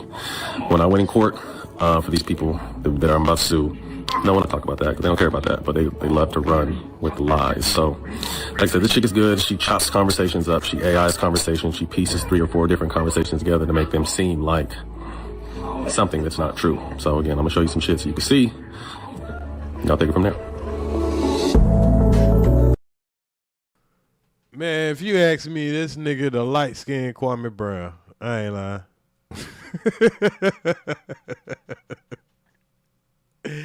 That nigga is the light-skinned Kwame Brown. All that nigga do is lie. He got baby mamas all over the fucking place. He done lost his family over and lost his girl. Keep losing his girl, then lose his family and lose his girl and come on social media and play victim. Man, please. Boy, I swear, boy, all them niggas alike. I ain't lying. I ain't gonna say all of them because I don't know all of them, but jeez Louise, boy. This boy came on here and played the game. Oh man, this girl, she good. She did this, she did that. It's so she cost me my family. She trying to cost me everything. I ain't really do nothing, but I just paid her. You know what I'm saying? Because I ain't want to stress out my girlfriend. You know what I'm saying? Like, this nigga really think we dumb as a motherfucker, y'all. Boy. These niggas. Boy, it's a good thing these niggas knew how to play basketball. I ain't lying. Because these niggas didn't know how to play basketball, boy. But anyway, man, let's get to this last story, man. This last story here is a story that, you know, it kind of bored me a little bit. I ain't even gonna lie. Because this the type of story that you might would have heard about in the 1600s or something like that. What y'all are looking at on y'all screen right now are 2 Caucasian males that had one of the most sinister plans that you couldn't even think of. Well, I ain't even gonna lie. You ain't gonna be surprised. You know what I mean? So let's get into what it is these 2 guys had up their sleeves. Now, before I guess before I read the article, I'll just play. I'm gonna play the I'll play the news clipping of who these guys are.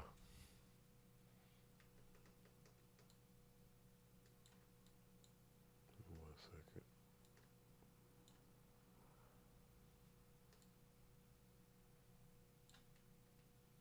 Well, hold on. Let me read this first, man.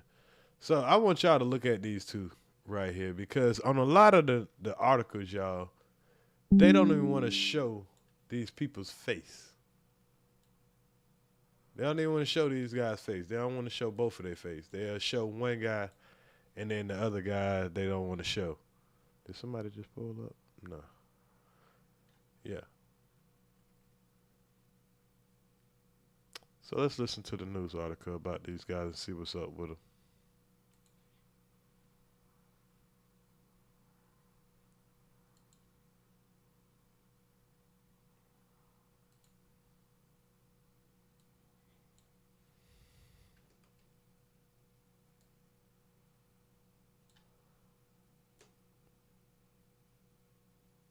Hold on, y'all.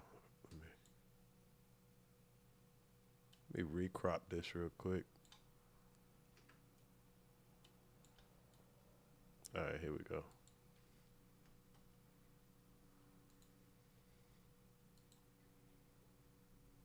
37 on the West Coast. 11:37 on the East Coast and 8:37 on the West Coast. My name is Josh Breslow, and we've been following breaking news all throughout the morning, but we do have another developing story that we're keeping an eye on. This coming in moments ago from our Fox 4 Dallas team, and I do want to remind you and say here, viewer discretion is advised as some of the details are disturbing. Now, we're hearing that 2 North Texas men have been indicted for an alleged scheme to sail to a foreign island, murder all the men there, and enslave the women and children. Again, this information here coming from court documents, as they say the men planned and trained for nearly a year. That's according to legal documents, in an attempt, they say, to fulfill their, quote, rape fantasies. Gavin Rivers Weisenburg, 21 years old, of Allen, seen there on the left-hand side of your screen, and Tanner Christopher Thomas, 20 years old, have been indicted by a grand jury on counts of conspiracy to murder, maim, or kidnap in a foreign country and production of child pornography. The charges were given for the pair's extensive plans to travel to an island, which is part of the Republic of Haiti, to attempt a coup there. That's, again, according to the documents. Weisenburg and Thomas reportedly prepared from August 2024 to July 2025 to execute their plans, in which they allegedly intended to buy a boat, sail to that island, kill every man on the island, overtake it by force, and take the women and children as slaves. The island there does have a population, we're told, of about 87,000 people. From July 2024 to May 2025, the suspects apparently took classes to prepare for the coup. On August 5th of 2024, Weisenburg enrolled, we're told, at the North Texas Fire Academy in Rockwall. This was allegedly an effort to gain training and useful skills for their plot. I mentioned it a few times, viewer discretion advised, and all of this information coming in from court documents that were obtained by Fox 4 Dallas. On January 7th of 2025, we're told Thomas enlisted in the U.S. Air Force, and the documents say that he intended to use his military training for the planned overthrow of the island. We're also told that February 8th, Weisenburg actually failed out of fire training. On February 20th, Weisenburg bought tickets to Thailand, at least partially, to enroll in a sailing course to prepare for getting to the island. The indictment says once he got to Thailand, he never enrolled due to the cost of that course. Then in March, Thomas managed to change his Air Force assignment from a base in Germany to one located over in Maryland. The indictment says this was both to stay in the U.S. to continue planning the coup and an attempt to recruit homeless people from the Washington, D.C. area to help. The suspects are accused of attempting to recruit others to help with the coup, both online and in person. Weisenburg and Thomas are also accused of coercing a minor to engage in sexual activity on camera. That was back in August of last year. Weisenburg arrested on July 3rd on his charges, but what we don't know is the arrest date for Thomas. Fox 4 Dallas reaching out to the attorneys listed for Weisenburg, but they have yet to respond. No legal representation found for Thomas at this point. Weisenburg and Thomas both face up to life in federal prison if they are convicted of conspiracy to commit murder in a foreign country. Again, this is being investigated by several agencies, including the FBI, the U.S. Air Force Office of Special Investigations, and police departments. The case being prosecuted by the Assistant U.S. Attorney. We will keep you updated here as we do get additional information. I do want to pop this up on your screen. This is actually a post just coming in from Fox 26 Houston saying that 2 North Texas men have been indicted for an alleged scheme to sail to a foreign island, murder all the men, and enslave the women and children. Again, Fox 4 Dallas reporting here that that is an island of about 87,000 people.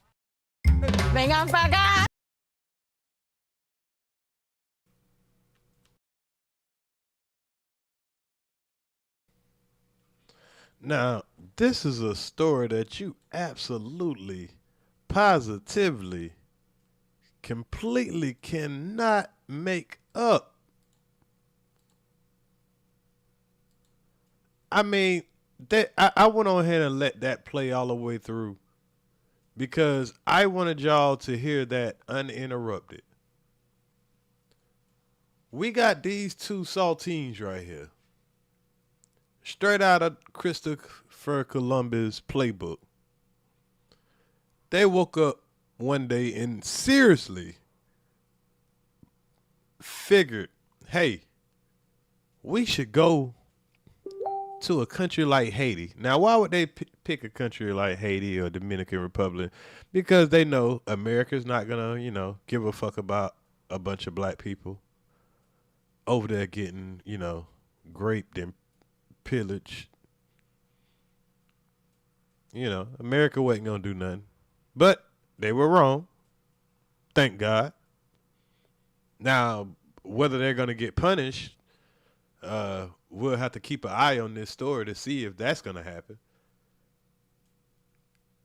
But these guys who are, pedos, to add to it, because they, as you can hear what they were saying, that they actually had videos of child pornography. They even had an underage, I believe, a boy doing sexual activities on them or for them or whatever it is. 2 disgusting jokers. And they wasn't going to do nothing but go over there and get their ass murked. And then you'd have had Americans going over there talking about how, these Americans was over there and then these Haitians killed them, not knowing that they was over there, planning on, doing all the stuff that they were doing.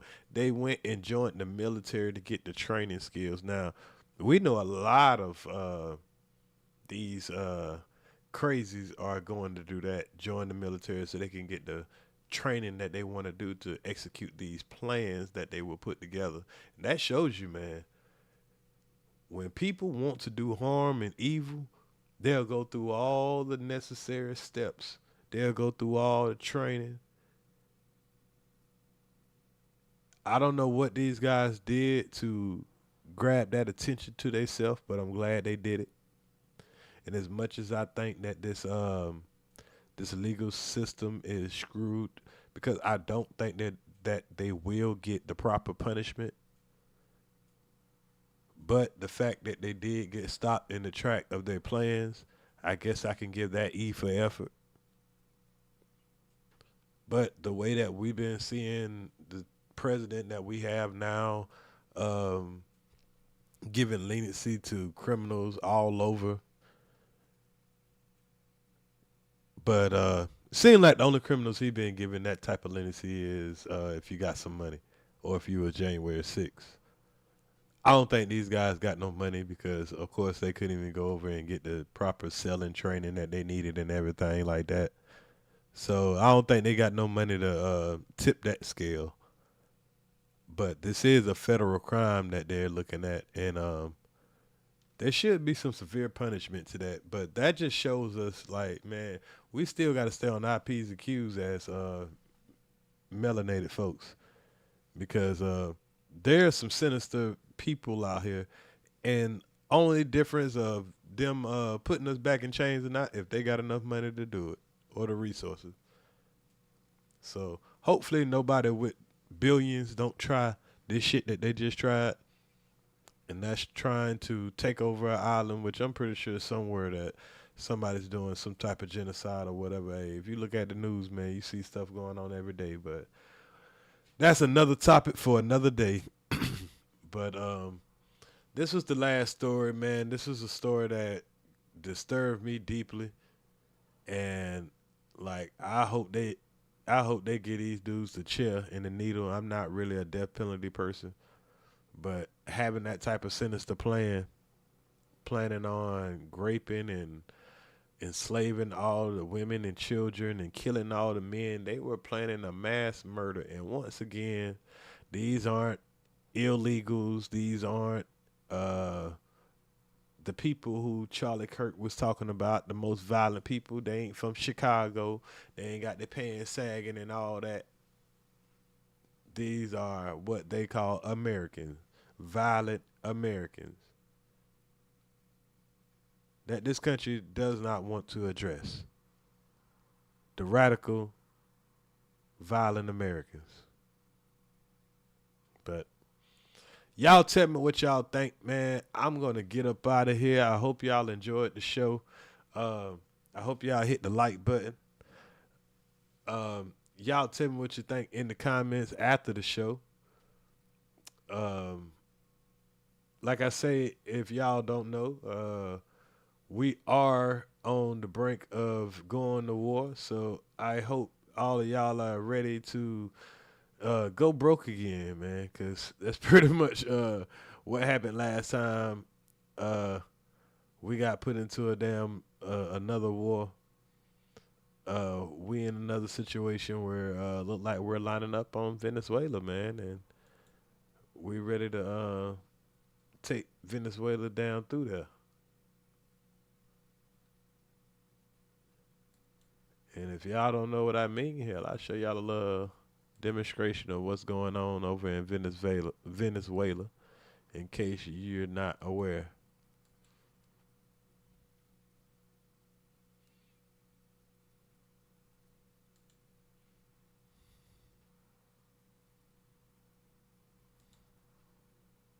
Over 13,000 U.S. Marines have now arrived near Venezuela, and what's happening in the Caribbean looks like the biggest military buildup since Iraq. Just off Venezuela's coast, Trinidad and Tobago has turned into a full-blown military zone. Meanwhile, over 13,000 U.S. Marines have now arrived near Venezuela, and what's happening in the Caribbean looks like the biggest military buildup since Iraq. Just off Venezuela's coast, Trinidad and Tobago has turned into a full-blown military zone. Meanwhile, the airspace above Puerto Rico has been completely shut down under National Defense Protocol. 2 U.S. aircraft carriers are already in position, and a third is racing in from the Caribbean. This could be one of the largest U.S. strike packages since World War II. Meanwhile, the U.S. officials are saying that there's no plan to attack Venezuela, but analysts are calling it the biggest military buildup since the Iraq War. In response, Venezuela has warned the United States that if an attack is launched, it will retaliate with its full strength. They deployed their Russian-made S-300V and BKM-2 air defense systems. Both nations are now on high alert, and tensions across the Caribbean are reaching a breaking point. Yeah, so that ain't good, y'all. That ain't good. That's a war at our back door. And it looked like we're making an attempt just like we've done with Iraq, Libya, all these oil-rich countries.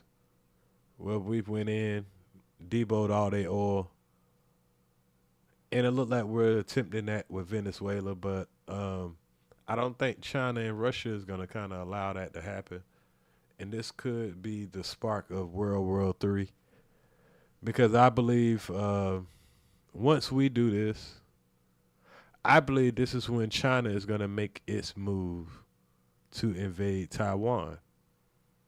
So it's going to force America to move a lot of its fleet to help protect Taiwan. And then you'll probably have the Russians probably amp up the war with Ukraine. And here we are over here trying to help Ukraine. And then if Iran is attacking Israel and we're supposed to be protecting Israel, now we're on the front with fighting a war with Iran. All at the same time trying to fight a war with Venezuela, and then China and Russia is going to come to the aid of Venezuela, give them everything that they need to protect them. And this type of shit is how the Soviet Union collapsed. Fighting wars on all different type of fronts. doing shit like, you know, putting out terrorists that's gonna end up making it where our country is isolated as far as the economy. If we ain't got manufactured goods, we gonna be fucked. And y'all already know, man, if you gotta manufacture shit in America, that shit gonna be high as a giraffe ass. Yeah. So, hey, but I could be wrong. Hell, I haven't been wrong yet. Our president has been a disaster. So, but that's a conversation for another time. But anyway, man, y'all have a good day. I'm going to get up out of here. It's Is to the Streets. I appreciate that, Brittany Smith. This Is to the Streets. I'm going to get up out of y'all area. Y'all make sure y'all hit the like button. Leave a comment at the end of the video. Let me know what you think. Let me know what part of the which video that you thought was most interesting and what you have an opinion on. I will chop up some of these segments. That way, if you didn't catch the whole show, you could catch, you know, the individual stories. Check out my Nick Fuentes clip ups, man. I'm gonna do a little bit of reactions to Nick Fuentes in the near future. He's been the voice of the Republican Party lately. I kind of like to hear the dumb shit that he spews out sometimes. Sometimes he makes a lot of sense. I ain't gonna lie. But, you know, knowing how much of a racist, bigoted, you know, guy he is, you know, I can still agree with a lot of his points, you know, and still, you know, not trust that, you know, I just know what cloth he's cut from. Let's just put it like that. Say he doesn't represent the Republican Party. He's representing racists. Yeah, I guess he represents racists, but yeah, he helped Trump get elected. Shit, all Republicans ain't racist, but all racists are Republicans for some reason. So how you are gonna fix to stress us out like this before you end the show? Yeah, I might have stressed y'all out a little bit. But I'm going to talk about more of what's going on with our upcoming war that we were promised not to get into. But I think Trump is looking at it as we're going to go in there and we're going to smash them like this and this shit's going to be over. But that's the same thing Bush thought. That's the same thing they thought about Vietnam. You know, they think that they're just going to go in there, fucking take over somebody's country, take over their regime, steal all their oil, make them do business with us, and then the whole world just gonna sit around and look. I mean, they done killed over 80 fishermen. People just out there trying to make a living. Trump and his administration, mark my words, they gonna get charged with war crimes when all this shit is said and done. But hey, I could be wrong. But anyway, man, y'all have a good one. Let me get up out of here. Maybe I can get back here with another one. I don't know. I ain't going to promise y'all nothing. But, hey, let me go ahead and get up out of here. I done did enough. I go find some more stories, and I'll try to drop them as soon as I can. Peace out, y'all.